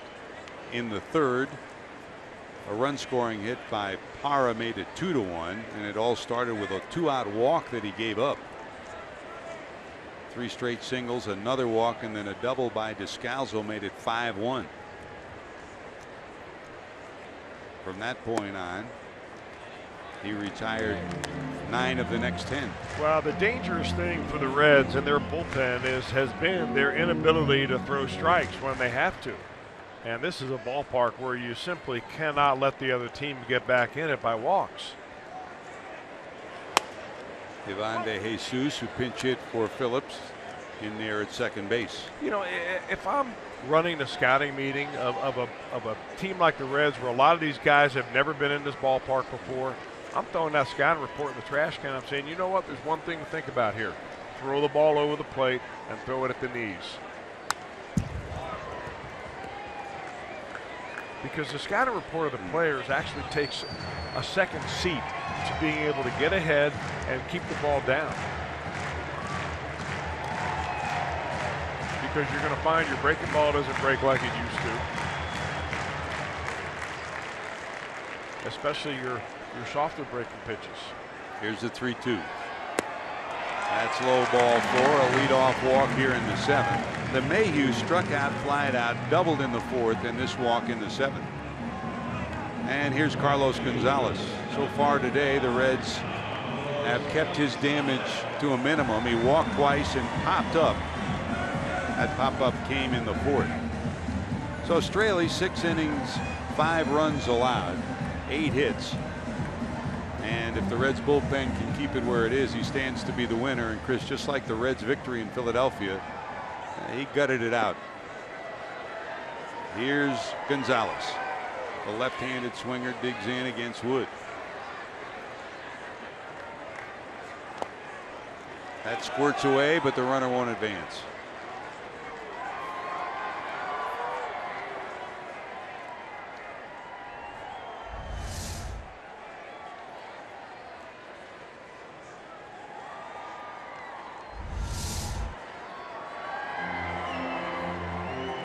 I think Barnhart just gave Wood the same directives you just talked about. Let's just throw strikes, buddy. I mean, Wood has been around a little bit. I mean, there were 2 years back-to-back in Kansas City where he pitched 101 games, 106 ball games. He's had some injuries. He spent last year in AAA with the Pirates organization. But you can see that he's got plenty of arm. And for Wood, it has always been location rather than anything else. He's always had a big arm, but he's got a complicated delivery. He's got a rotation and a tilt. That just makes things a little bit difficult to repeat. Center field, Billy Hamilton over. It's going to go over his head. Hit like a rocket off the bat of Gonzalez. They're going to hold the runner at third. So it's second and third. I mean, that ball just kept sailing on Billy. At first, I think he thought he had a chance at it, but it just sailed over his head, one hop to the wall, and it's second and third with nobody out. Well, this is what it looks like when you hit a ball right on the button. And you can see what's on the outer part of the plate and how Gonzalez really likes to reach for that ball and just throws the bat head at it.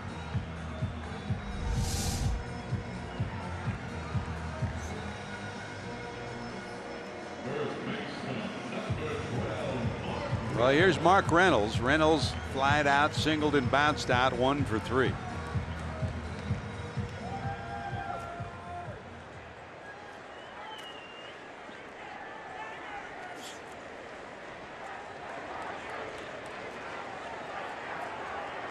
Wood to the stretch, runners off second and third.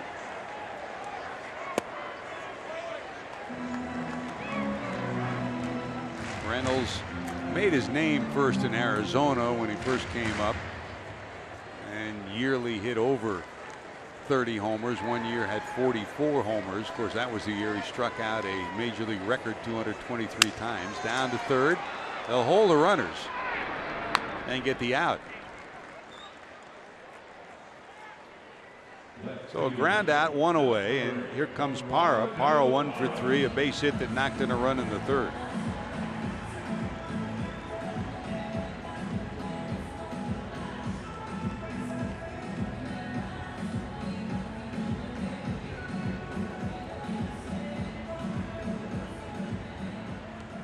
The Reds will give up a run if it's hit to the shortstop or the second baseman. And Wood's got plenty of arm to be able to get out of this inning, but Parra is not an easy customer. From the stretch is Wood, the big right-hander, ready to deliver. Missing. Yeah, this is one ballpark, Chris, that you don't see as many play the infield in situations, and you don't see as many situations where you'll send the runner from third automatically because you play for big innings here. Yeah, you don't see sacrifice bunts. You rarely see suicide squeezes.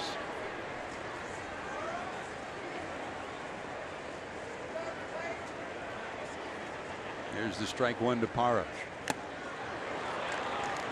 Both times he missed his location, but both times Parra swung and missed.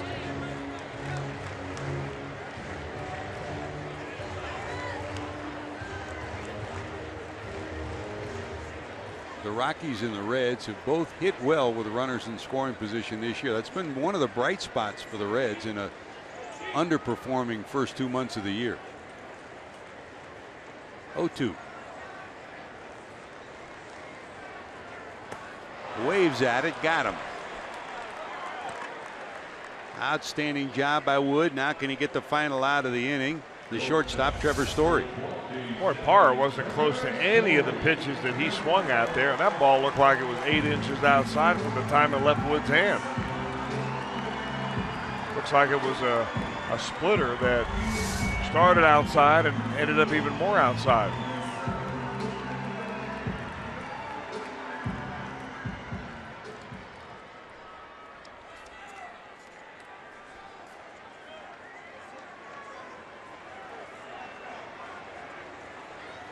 Here's Story. Today struck out, walked, and bounced back to the pitcher.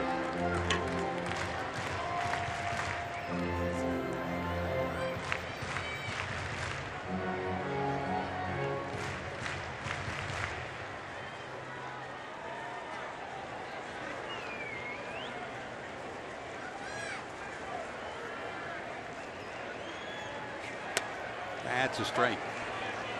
The inning started with a DJ LeMahieu walk from Wood, then the double by Gonzalez off the center field wall. The ground out, now the strikeout, and Wood trying to find a way to get out of this 7th inning jam.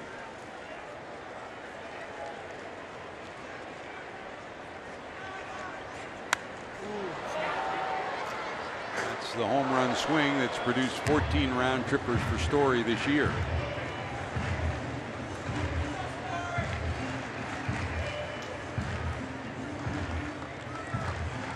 Well, if you add up the innings for Blake Wood, no home runs allowed in the last 54 plus innings, longest active streak in Major League Baseball, and his last 3 appearances for the Reds have been scoreless as well. He'd love to keep it that way right here.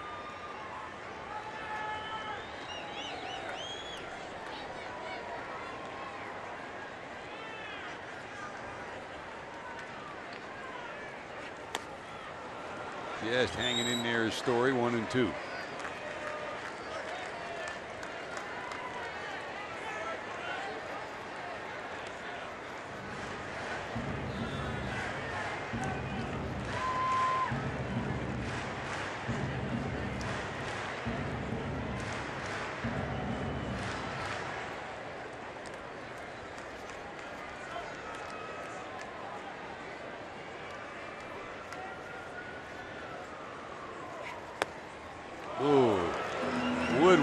Step towards the dugout.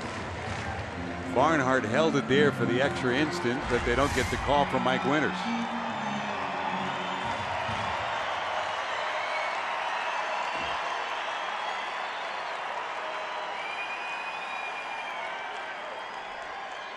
Two balls, 2 strikes.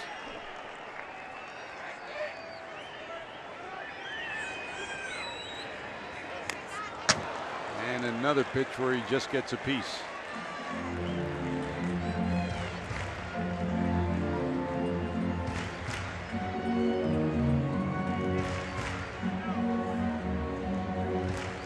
Second pep talk of the inning from Barnhart to Wood. And it ends with the old pat on the side.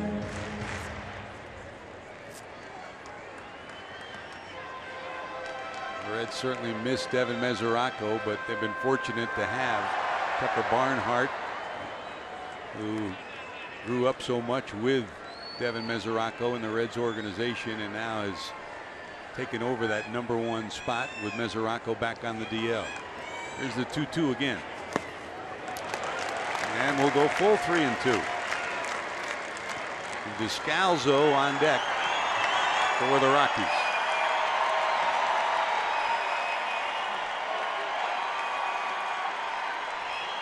He's nipped away at that low and outside corner. This hold at bat. You stay out there. Absolutely. That's where Story gets all of his strikeouts.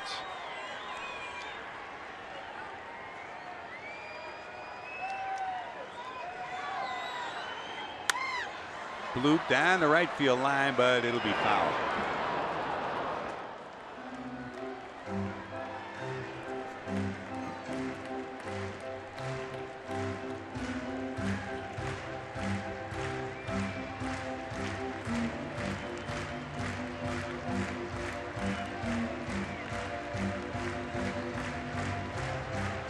LeMahieu off third, he walked. Gonzalez, good speed off second, he doubled. 2 away here in the 7th. The Reds lead by 2. Here's the 9th pitch of the at bat to Story from Wood.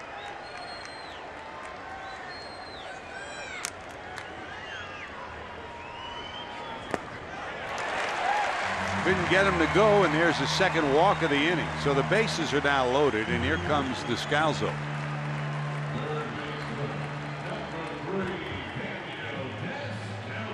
Descalzo, 3 good at bats against Straley. He singled to right in the 2nd. He doubled to right to knock in 3, bang it off the scoreboard in right field to give the Rockies a 5-1 lead in the 3rd, and then he lined to center in the 6th. He's really given the Rockies 3 of their best at bats of the afternoon. He's been a pain in the neck against the Reds throughout his career, most of that of course in St. Louis.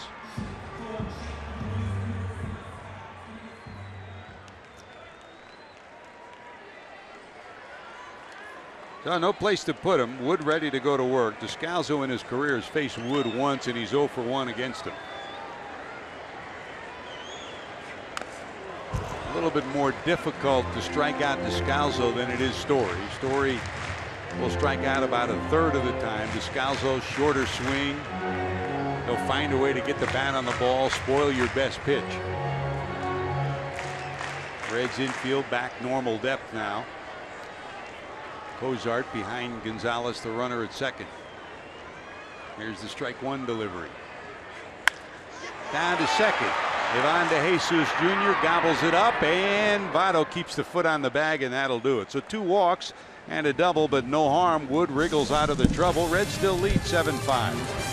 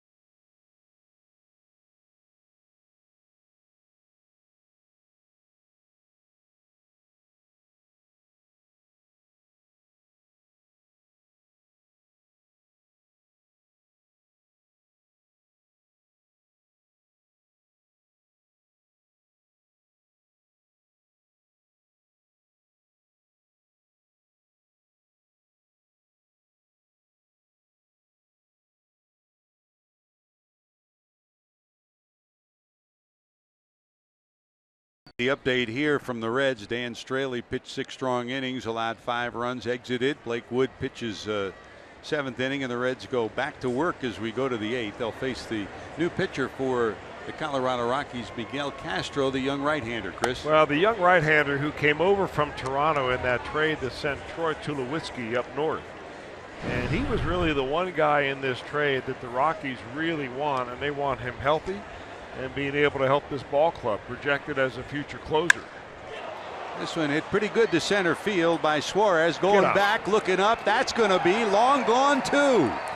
Eugenio Suarez getting well in Denver. His 2nd hit of the day after he ends the 0 for 28 scheme. A single in the 4th. This home run in the 8th gives the Reds another pad run for Suarez, his 9th homer. Now 27 runs knocked in, and the Reds lead at 8-5. Oh, that's got to feel so good coming into this game with a long hitless streak. Gets a solid base hit his first time up, and this one right out the front door.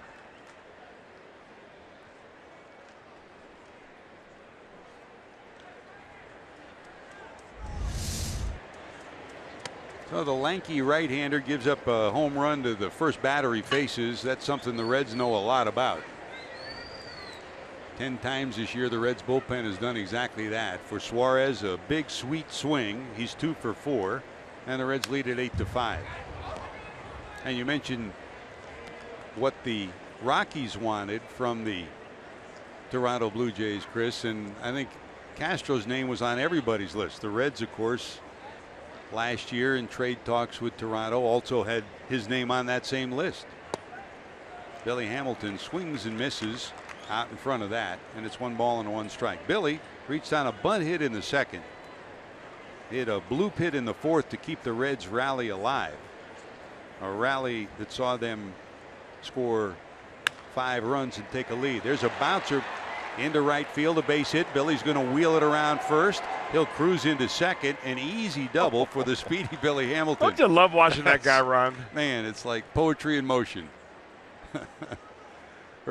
For most people, it's the big turn and hold at first. For Billy Hamilton, the train is going all the way to Albuquerque. I'll tell you, what a great day for Hamilton. He's played super defense. He's laid down a bunt.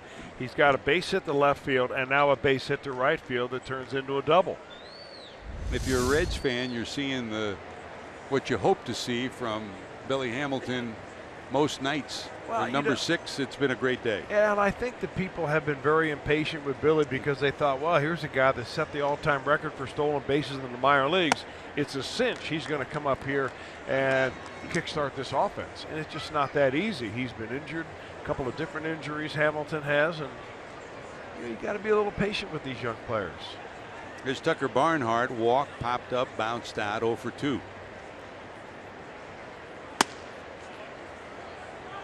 Story trying to keep Hamilton as close as he can. That leaving a big hole on the left side for Barnhart to poke one through.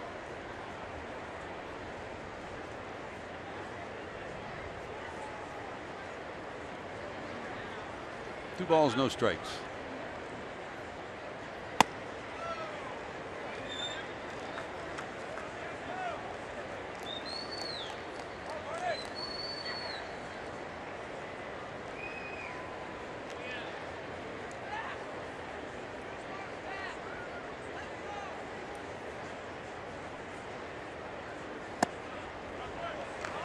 That's a walk.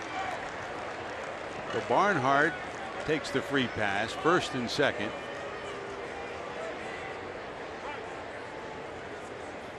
Still nobody out after the homer from Suarez. And out comes Steve Foster, the former Cincinnati Reds pitcher, the pitching coach here, Chris, to talk to his young right-hander. And for the Reds, Tyler Holt was in the on-deck circle, but now with the walk, they'll send up Brandon Finnegan to pinch hit, looking for a bunt here.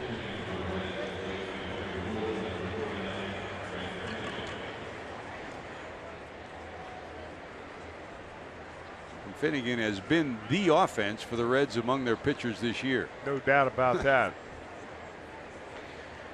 Well, it's probably just a calm down message that Steve Foster had for Miguel Castro. After all, Castro's just 21 years old. I mean, you think the Finnegan's young, he's 23. Of course, he's been around the big leagues for a few years, given the fact that he's already been in the World Series with the Kansas City Royals. Then again, the left-handed swinger up in the box. Shows bunt. Wide for ball 1. I'll tell you, for a guy that averages 97 miles on his fastball, and that's why he was on top of everybody's list if the Toronto Blue Jays were going to do some dealing. He can't be an easy guy to lay a bunt down off of.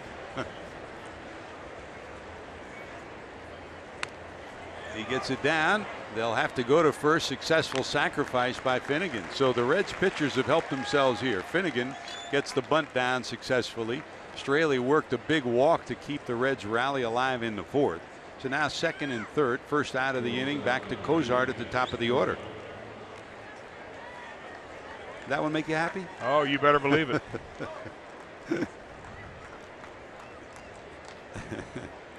Somewhere up there, Chris, Sammy Ellis is smiling too. You better believe that too. Here's Zach. Cozart a leadoff homer in the 1st. Singled in the 4th. 2 for 4 for Zach.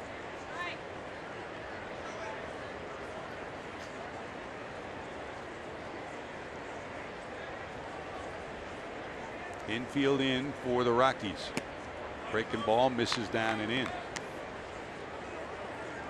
I don't know if that's respect for Zach Cozart or the fact that Miguel Castro can't get a handle on his fastball.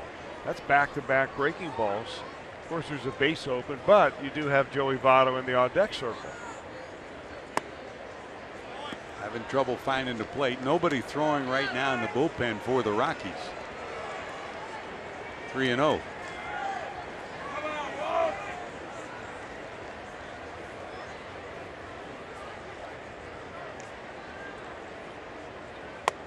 Down the middle for a strike.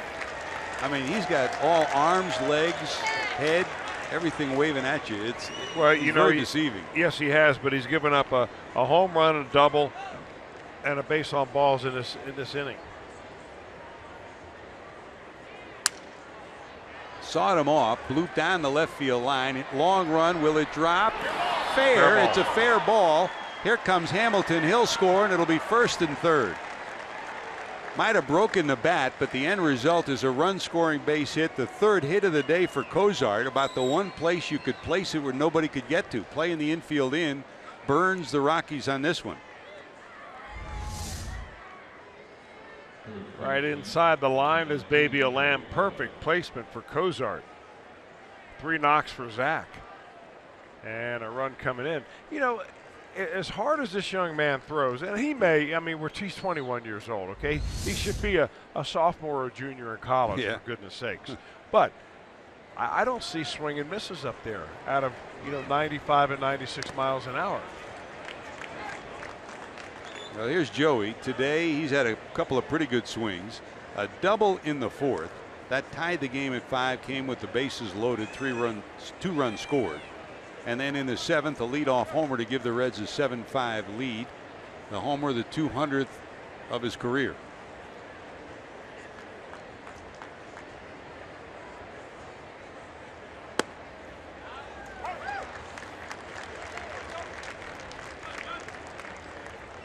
Breaking ball in there. No balls, 2 strikes. Action in the bullpen for the Reds. Ross Ohlendorf loosening for Cincinnati.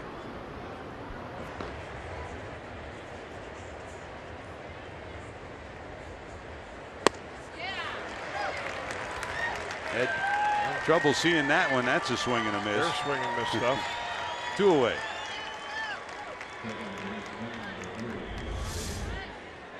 Low gas.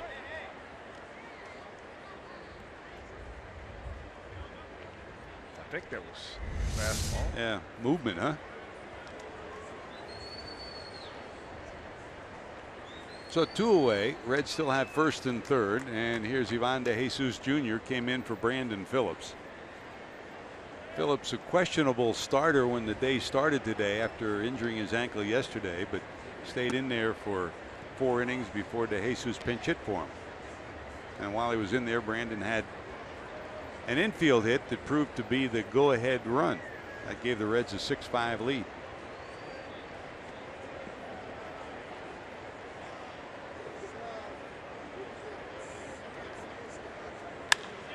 Line drive, left field. That's going to get another run in. Barnhart scampers home. The Reds play add-on. They now lead it 10-5.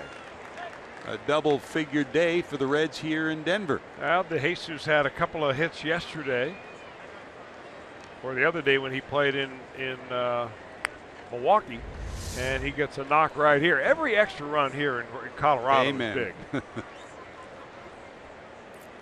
Now, Dusty Baker always used to say you want to stay ahead of slam range, meaning 4. Here, double that. There's D talking to Benavidez down at first, and the Reds still keeping the inning alive with 2 on, 2 outs. And here's the 8th batter of the inning, Jay Bruce, coming up. The Reds sent 10 to the plate in the 4th. They've sent 8 to the plate here in the 8th. They scored 5 in the 4th. And so far they've put up 3 here in the 8th.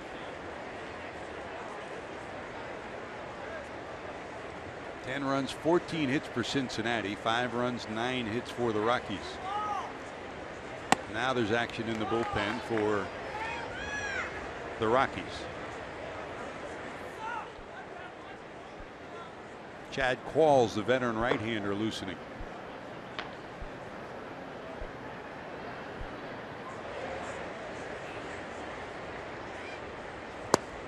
Takes a little off, swing and a miss, 2-1. Jay today popped up.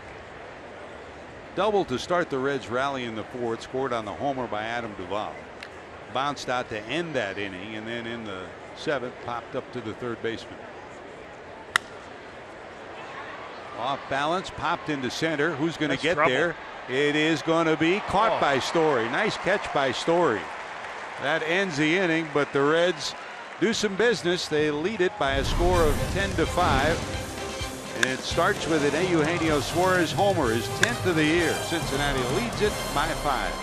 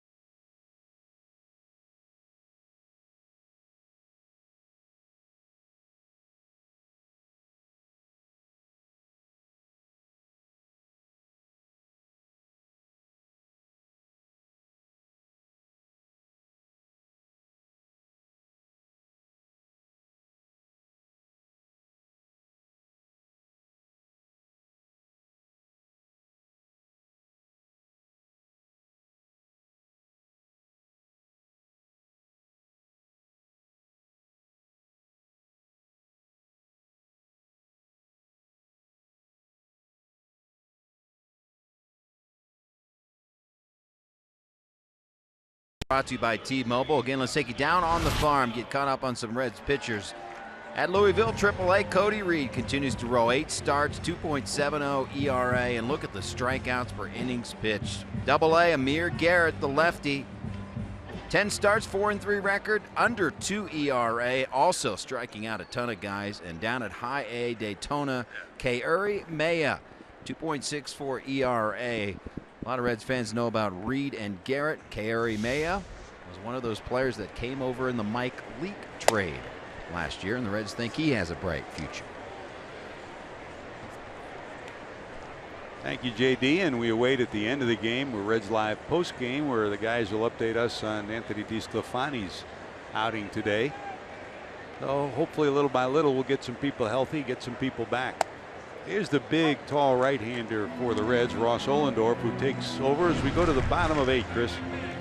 Late in the game is when you're going to see Ollendorf, because it looks like Tony Cingrani is going to be that ninth inning pitcher. You need a setup man for him. And right now it's Ollendorf, who pitched pretty well his last time out. We got him throwing the ball anywhere from 95 to 97 miles an hour for Ollendorf. So, and that was in just yesterday's ball game.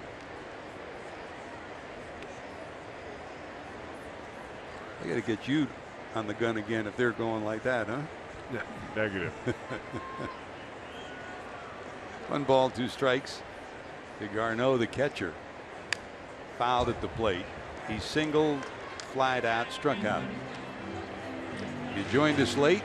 The Reds took a 1-0 lead on a Zach Cozart leadoff homer in the first. The Rockies, with a leadoff homer of their own by Charlie Blackmon in the first, tied it at 1. Rockies took a 2-1 lead on a hit by Parra in the third, and then Descalzo's bases loaded double made it 5-1 Colorado in the same inning. Swing and a miss. Ollendorf gets the strikeout. Out number 1 here in the 8th. Garneau retired, and Ryan Rayburn's moving from the on-deck circle to home plate to pinch hit. Good looking changeup, diving down and out of the zone. The big damage for the Reds after the Rockies took that 5-1 lead came in the 4th. A homer by Duvall, a 2-run shot, brought the Reds to within 2. Suarez single brought them within 1, and then Joey Votto's bases loaded ground rule double tied the game at 5, and Brandon Phillips single gave the Reds a 6-5 lead, and they haven't been headed since. Votto added his 200th career homer in the 7th to give the Reds a 7-5 lead. Eugenio Suarez made it 8-5 with a leadoff homer in the 6th. And the base hit by Cozart made it 9-5, capped that off with a base hit by Ivan De Jesus Jr. 10-5 Reds. And here's Rayburn pinch hitting, and ahead is Ollendorf 0-2. And the other thing, Chris, that Ollendorf gives you in his own quiet way is he gives you some stability, some veteran presence in that bullpen for the Reds. Barnhart got racked on the forearm earlier and gets his bell rung with that foul ball off the mask.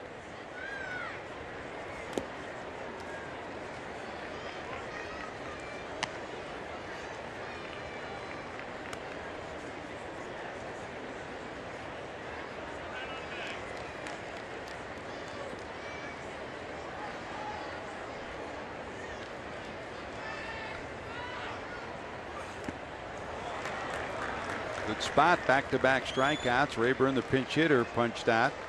So 2 away here in the 8th. Back to the top of the order, Charlie Blackmon. Well, you got to know what you've got going for you on any particular day. And yesterday for Ollendorf, the one inning that he pitched in Milwaukee, it was almost all fastballs. Today it's sliders and changeups. That ball really has some bite to it, and he gets his 2nd strikeout in a row. So here's Charlie Blackmon, homered in the first, robbed of a hit on a diving catch by the center fielder Billy Hamilton in the 4th. So overall for the day, 1 for 4.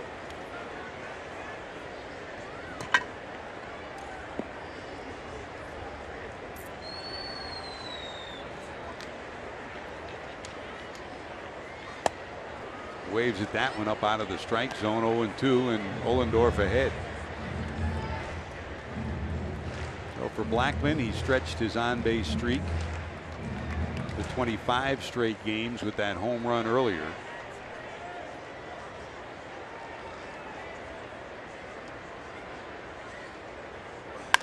Bouncer to the right side. Votto flags it down.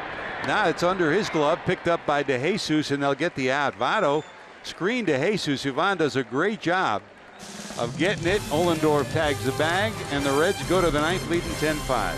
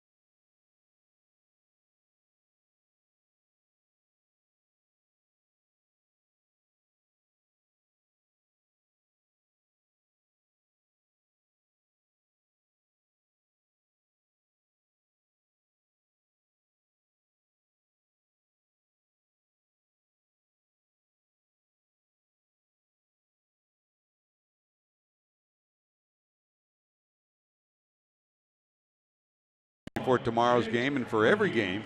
Well, all the information you need with Reds Live on Fox Sports Ohio, presented by Ray St. Clair Roofing.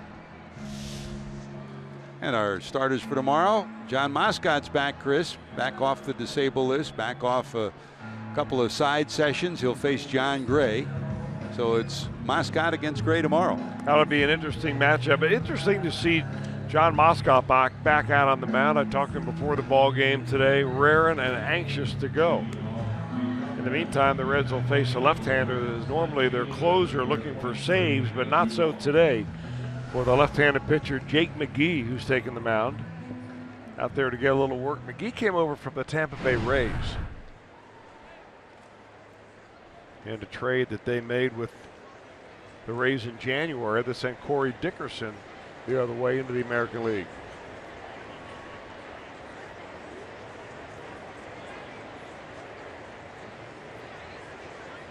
Strikeout pitcher, over 280 strikeouts the last 3 years. That's 5th among American League relievers. So he's been around and he's got a power arm.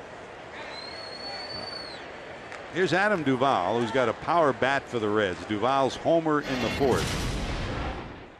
Our Volkswagen drive of the game. He drills this one into the bullpen in right center field for Adam. That's his 12th home run, 10th in the month of May. That's more than anybody else.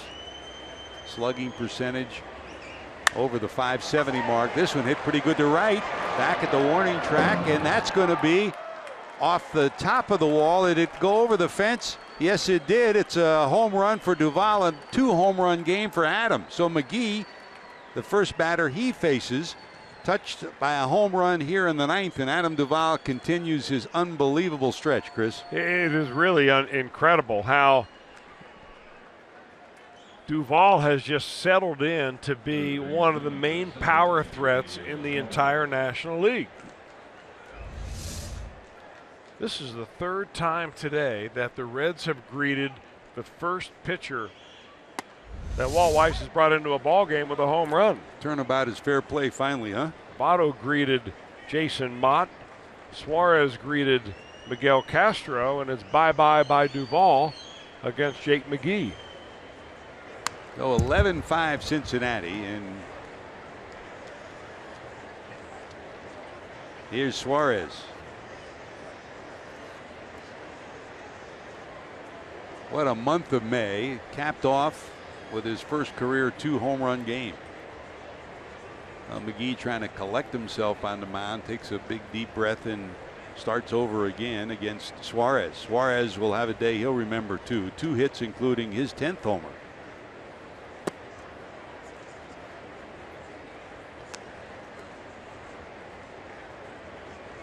Now, sometimes you come to Denver and you think about the big ballpark and the big run-scoring games, and it gets you into a funk.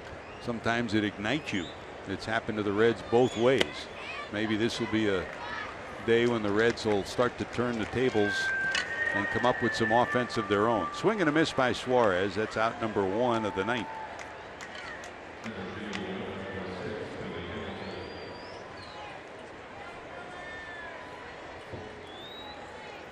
A 2-home run game, impressive in any day, Chris, but the fact that both of them were to right and right center field, even more impressive for Adam.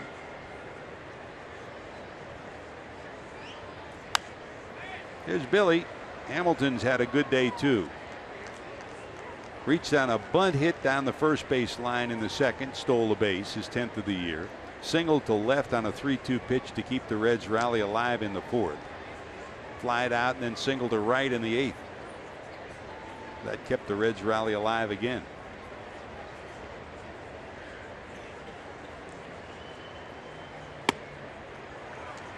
Fastball, swing and a miss, 0-2. It always happens here, Chris.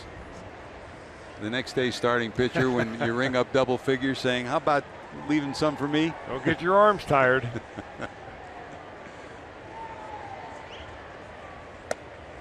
Up and away.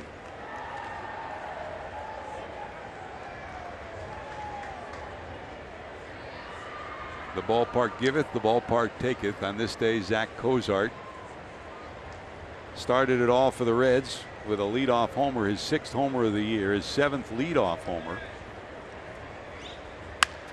There's a bouncer, backhanded off to McGee, and they'll just get him by half a step.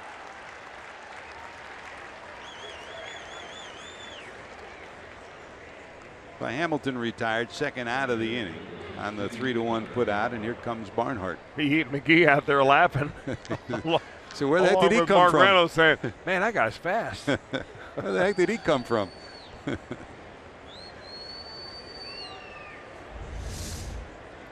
I mean, Billy sees that once it's going to be a pitch off to the pitcher, he's got a chance right there, and it became very close.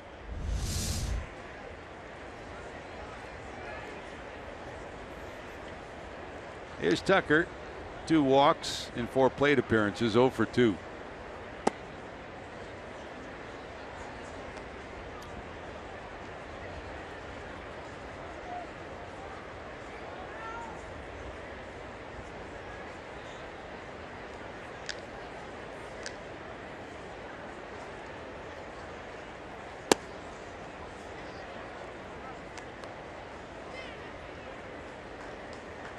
Suarez can go home today and sleep pretty well after ending his 0 for 28 funk with 2 hits, a single, and his 10th homer of the year.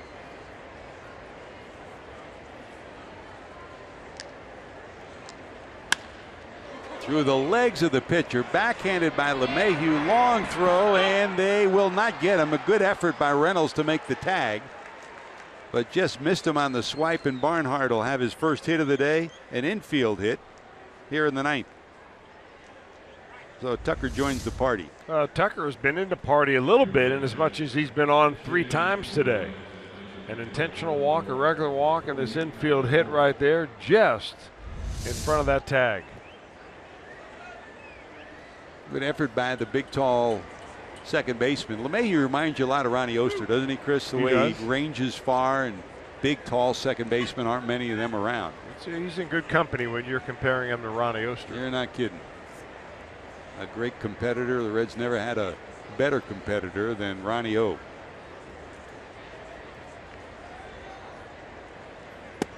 Here's Tyler Holt, who will pinch hit for Ohlendorf here in the 9th. Holt always provides energy wherever you insert him, offensively or defensively. Short lead for Barnhart down at first. Big breaking ball misses. And it's 1-1. LeMahieu due to lead it off in the 9th, followed by Gonzalez and Mark Reynolds, with the Reds leading 11-5.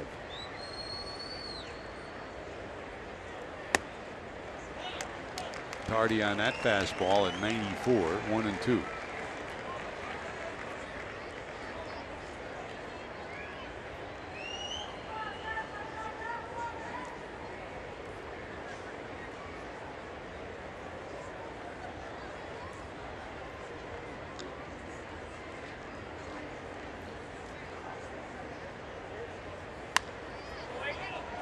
Slapped the other way, and this crowd of just a little over 30,000, 30,608, treated to a little bit of everything today. Some decent pitching early, bright sunshine, then some wind and rain, and then the Reds' offensive explosion in the second half of this ball game.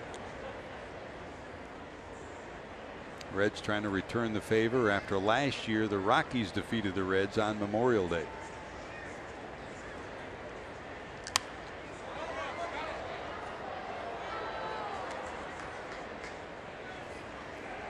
I hope you stay with us tomorrow for game 2 of the series, with John Moscott going for his first win against John Gray.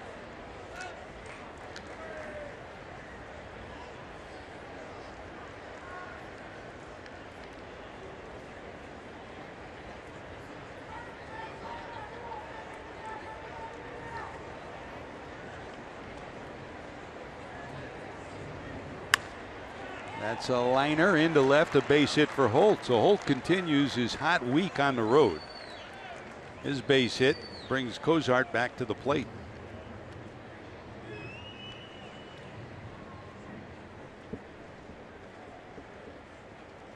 We've talked a lot about the Reds in their last homestand, Chris, and the number of round trippers they hit. But for the Reds to hit 5 home runs today on the road, the most home runs in a road game in over a year. You know, the interesting thing, Joe George, is 4 of those 5 home runs came on a batter facing the first pitcher of the pitcher facing the first batter that he sees. Cozart hit the first pitch of the game for a home run. And then the Reds did it against 3 relievers where the first guy that they face, Baya. Pretty impressive right there. Must be some good scouting reports. You didn't throw him BP today, did you? No, those days those are days long are gone. Huh? I can put the ball on the tee, though. We miss those. Cozart, the homer, a single, and a single. So on base 3 times, 3 for 5 today. That's a slicer down to second. LeMahieu has it. That'll do it. Last roundup for the Rockies. LeMahieu will lead it off. We go to the bottom of 9. Reds by 6.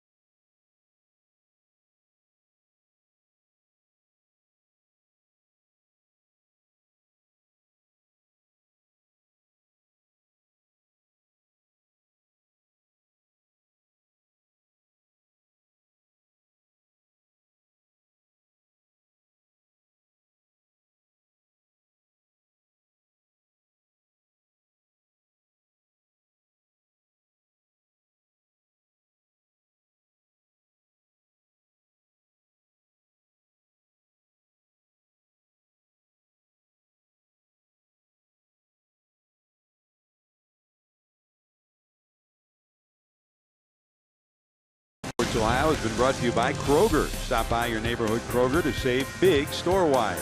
Great food, low prices, all at Kroger. And by Toyota. For over 30 offers, visit buyatoyota.com. Toyota, let's go places. A peek at downtown Denver here when they first started playing baseball. It was back in the 1800s. They played for many years at Mile High Stadium. After that was beefed up, originally only a 15,000 seat stadium when the Rockies first started playing here after expansion in 91. It was 93. It was at Mile High Stadium and then on to Coors Field, a beautiful edifice. And today the Reds trying to do something they've had difficulty doing, Chris. They have not played well here over the years. The Rockies 31-13 since 2002 here at Coors Field against the Reds, and Tony Cingrani will try to nail it down. Well, he has only pitched one time in the last week. He pitched against the Seattle Mariners when they came to town. Remember how long ago that was? And only one time on the road trip in Milwaukee a couple of days ago. So a little tune-up inning for Tony. Fastball wide for ball 1. Cingrani faces 2, 3, and 4. DJ LeMahieu 1 for 3 and a walk, a double in the 4th inning.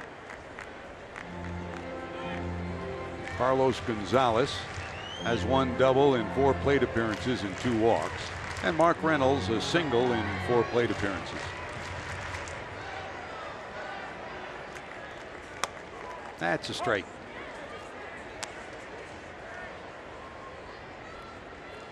$11 runs, 17 hits for the Reds, no errors. For the Rockies, 5 runs, 9 hits, and no errors. Dan Straley started 6 innings, 5 runs allowed. For those that weren't with us Earlier, Chris, your report card on Straley. He was really solid today. This is not an easy place to pitch, especially coming in here for the very first time. And he gave the Reds what he needed to keep them in the ball game. Full count, 3-2 to LeMahieu.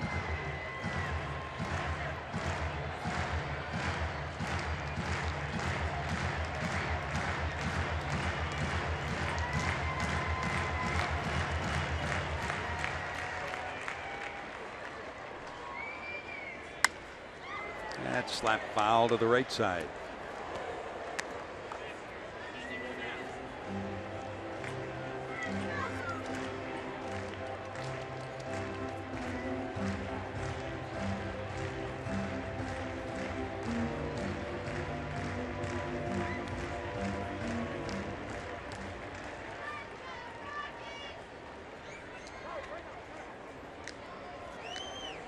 A little late ask for time and granted by Mike Winters at home plate as LeMahieu steps out.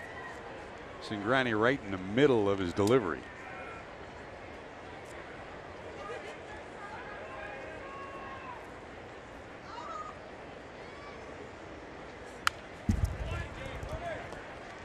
See, now some guys look good in the camouflage hats and some don't. Cingrani looks like he's made for it with the beard. The zinger looks like this is going to be one of his favorite hats.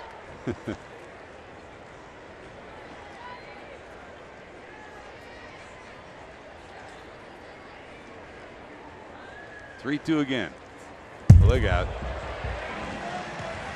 Well, the one thing you don't want to do here is walk anybody, and even with a 6-run lead, you get to the 9th, throw strikes. Well, what you don't really want to do is end up having a kind of inning where it's going to make it difficult to bring you back in tomorrow.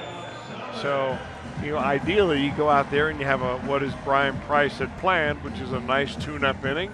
Throw 15, 18 pitches at the most. You get out of the jam. You go have a cold one after the game, and you come back and get them tomorrow.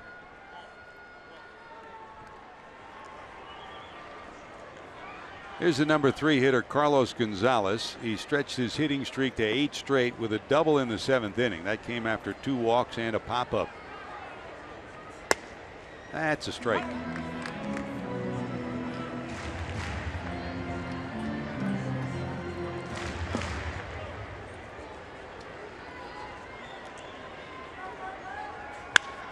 This one hit a ton to center. Hamilton going back at the wall. Forget it. That's going to be in the trees in center field. And for the 4th time in 5 games, Gonzalez has homered. He's in one of those streaks. 8 straight he's hit in. This 2-run shot.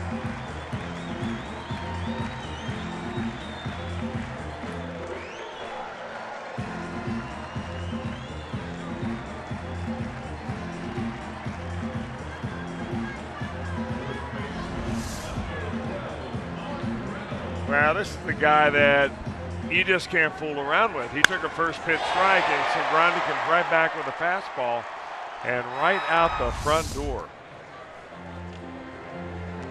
9 homers, 20 knocked in now for Carlos Gonzalez. And here's Reynolds. Mark 1 for 4, single to right. All right, so if you're a Reds fan sitting at home, you're thinking no problem, 4-run lead.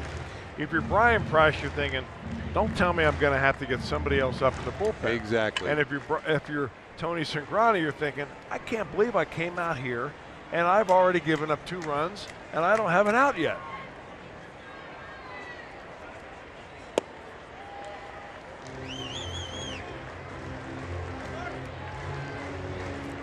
And if you're Jim Day, you're thinking, I just can't wait to get the Reds live. He's already got his post-game interviews all mapped out. Let's hope they don't change. 3 balls, 1 strike. Cingrani to Reynolds. And that's ball 4. A walk, a homer, and a walk. And that'll get the pitching coach, Mark Riggins, out to talk to the Reds lefty.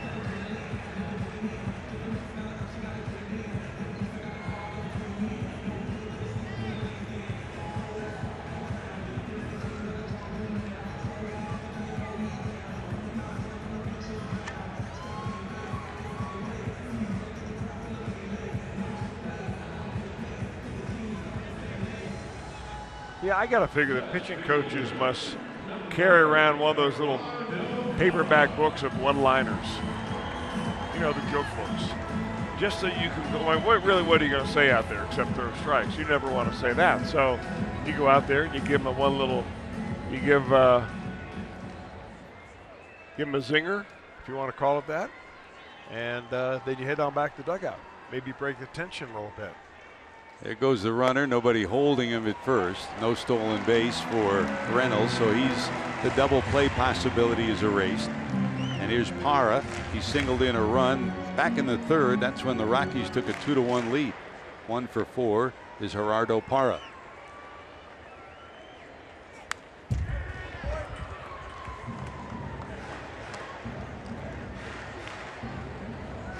Now, when the day started, we said you never know at Coors Field. But more often than not, you end up with double figures in runs and hits. And we've got 11 runs, 17 hits for the Reds, 7 runs and 10 hits for the Rockies.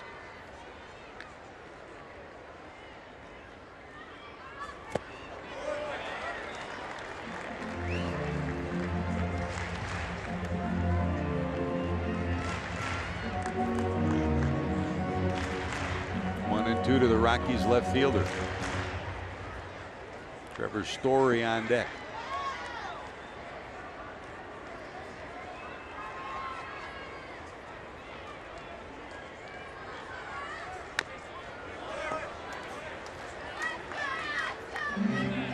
And as much as he didn't want to do it, there's action starting in the Reds bullpen.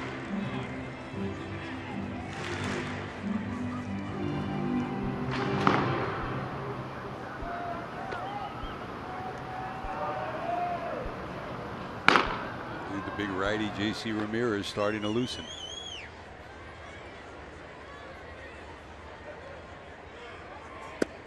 Breaking ball misses wide. 2-2. So really, what do you do? I mean, if you're Brian Price, how long of a leash do you give Tony Cingrani right here? Is this his last hitter if he walks him?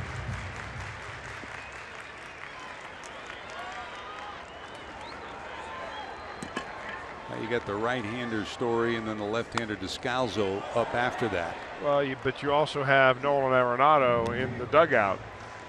And if this game gets close, he's not wasting away sitting on that pine. And don't you know that those two guys know who's sitting there loosened with his bat? Tied for the league lead in homers last year. Silver bat winner at third. Got the day off today, but available to pinch hit. 2 balls, 2 strikes, Cingrani to Parra.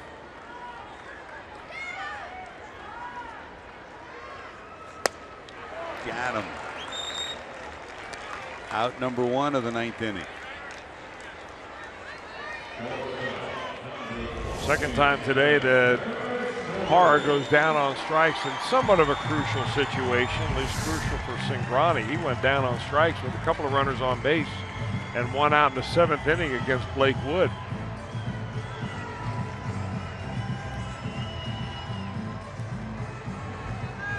Well, here comes Story. Trevor today struck out, walked, bounced back to the pitcher and walked again.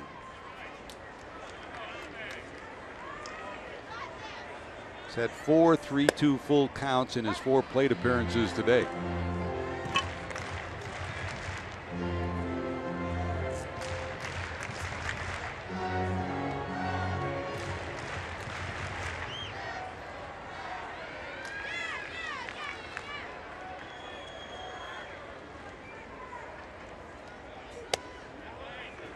Up and wide for a ball. Already completed. Atlanta beat the Giants 5-3 on this Memorial Day. Cardinals over Milwaukee 6-0. The Mets, it was a Matt Harvey day today, beat the White Sox 1-0. Houston beat Arizona 8-3. Seattle over San Diego 9-3.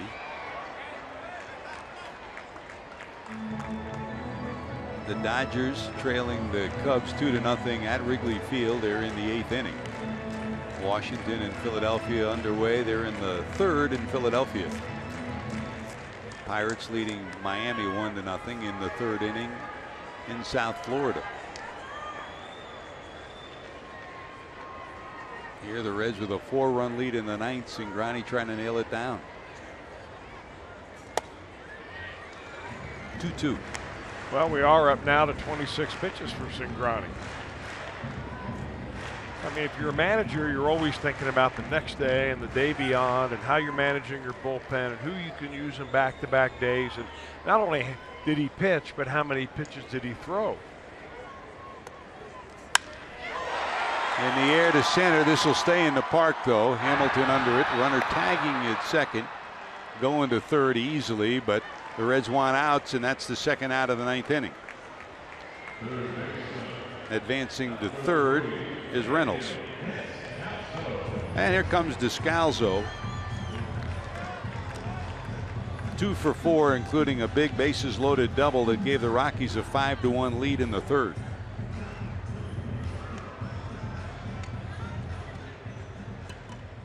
American League, Boston beat Baltimore 7-2. Oakland defeated Minnesota 3-2. Those the only finals.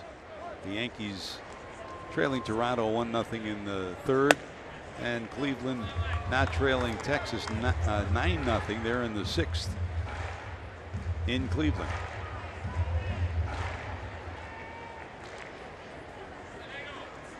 Ball 1 to Descalzo. Missing up and in, and it's 2-0.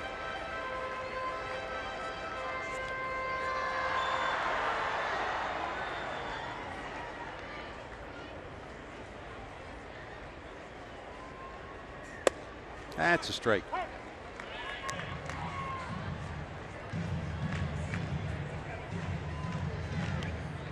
You score 11 runs and 17 hits, you think it'd be easy in the ninth.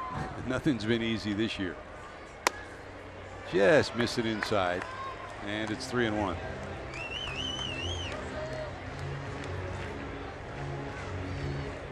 He's waiting when needed, ready to go. Nolan Arenado.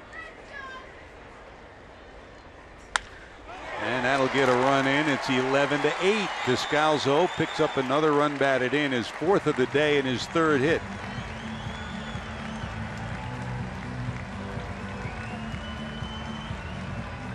And that'll be it for Cingrani. Brian Price on his way out. So Cingrani gets 2 outs in the ninth, but gives up 2 walks, a homer, and a base hit. Time for our Skyline Chili call to the bullpen. You're watching Reds baseball on Fox Sports Ohio.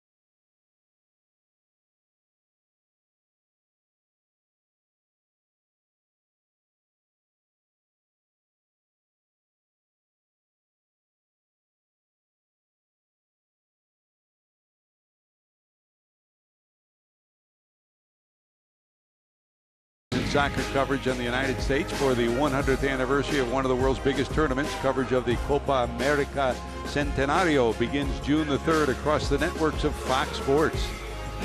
The 100th anniversary of one of the biggest tournaments around begins on June the 3rd on the home of Fox Sports. Well, Who would have thunk you'd end up with this, and who would have thought you'd end up with a chance for a save, Chris? Yeah, maybe you wanted to get the double slam range after all. J.C. Ramirez will get a save opportunity right here. He has not had a save in the major leagues. Runner going, that's strike one. 2 away. And it's the catcher, Garneau, hitting in the 8th spot with the pitcher due up next. And Nolan Arenado has moved into the on-deck circle. If Garneau can somehow keep the inning alive, Arenado would come up and he would represent the tying run. Strike one from Ramirez. Fouled off 0-2.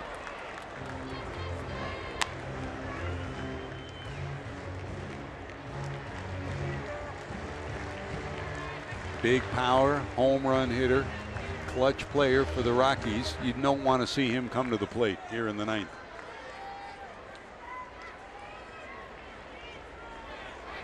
No balls, 2 strikes. This one looped into right center. Bruce over, call in, got it, and you will not see Nolan Arenado. So the biggest bat on the bench gets left in the on-deck circle, and the Reds come up with a hard-fought, long day at the office victory. Billy Hamilton provided some offense and great defense. Joey Votto came up with his 200th career homer and a bases-loaded ground rule double that tied the game. The end result in all of it, the Reds come up with a victory in Game 1 of this 4-game series here in Denver. Long day, Chris, but when you win, a smiling scoreboard. Oh, you're not kidding about that, George. You almost expect this kind of a game when you right. come into Coors Field, so you have to prepare yourself mentally, although a lot of players on this team, especially on the bullpen, have not been to a game here yet. So all they've heard about was Coors Field. Well, now they got to see it up close and personal. A win is a win. And the guy that gets the ball in his glove at the end of it all is J.C. Ramirez, who picks up the save, and the Reds can march off into the clubhouse on the smiling side of the scoreboard. Coming up next, Reds Live, presented by Performance Kings Honda. Reds win it 11-8 over Colorado. Scoreboard totals are correct.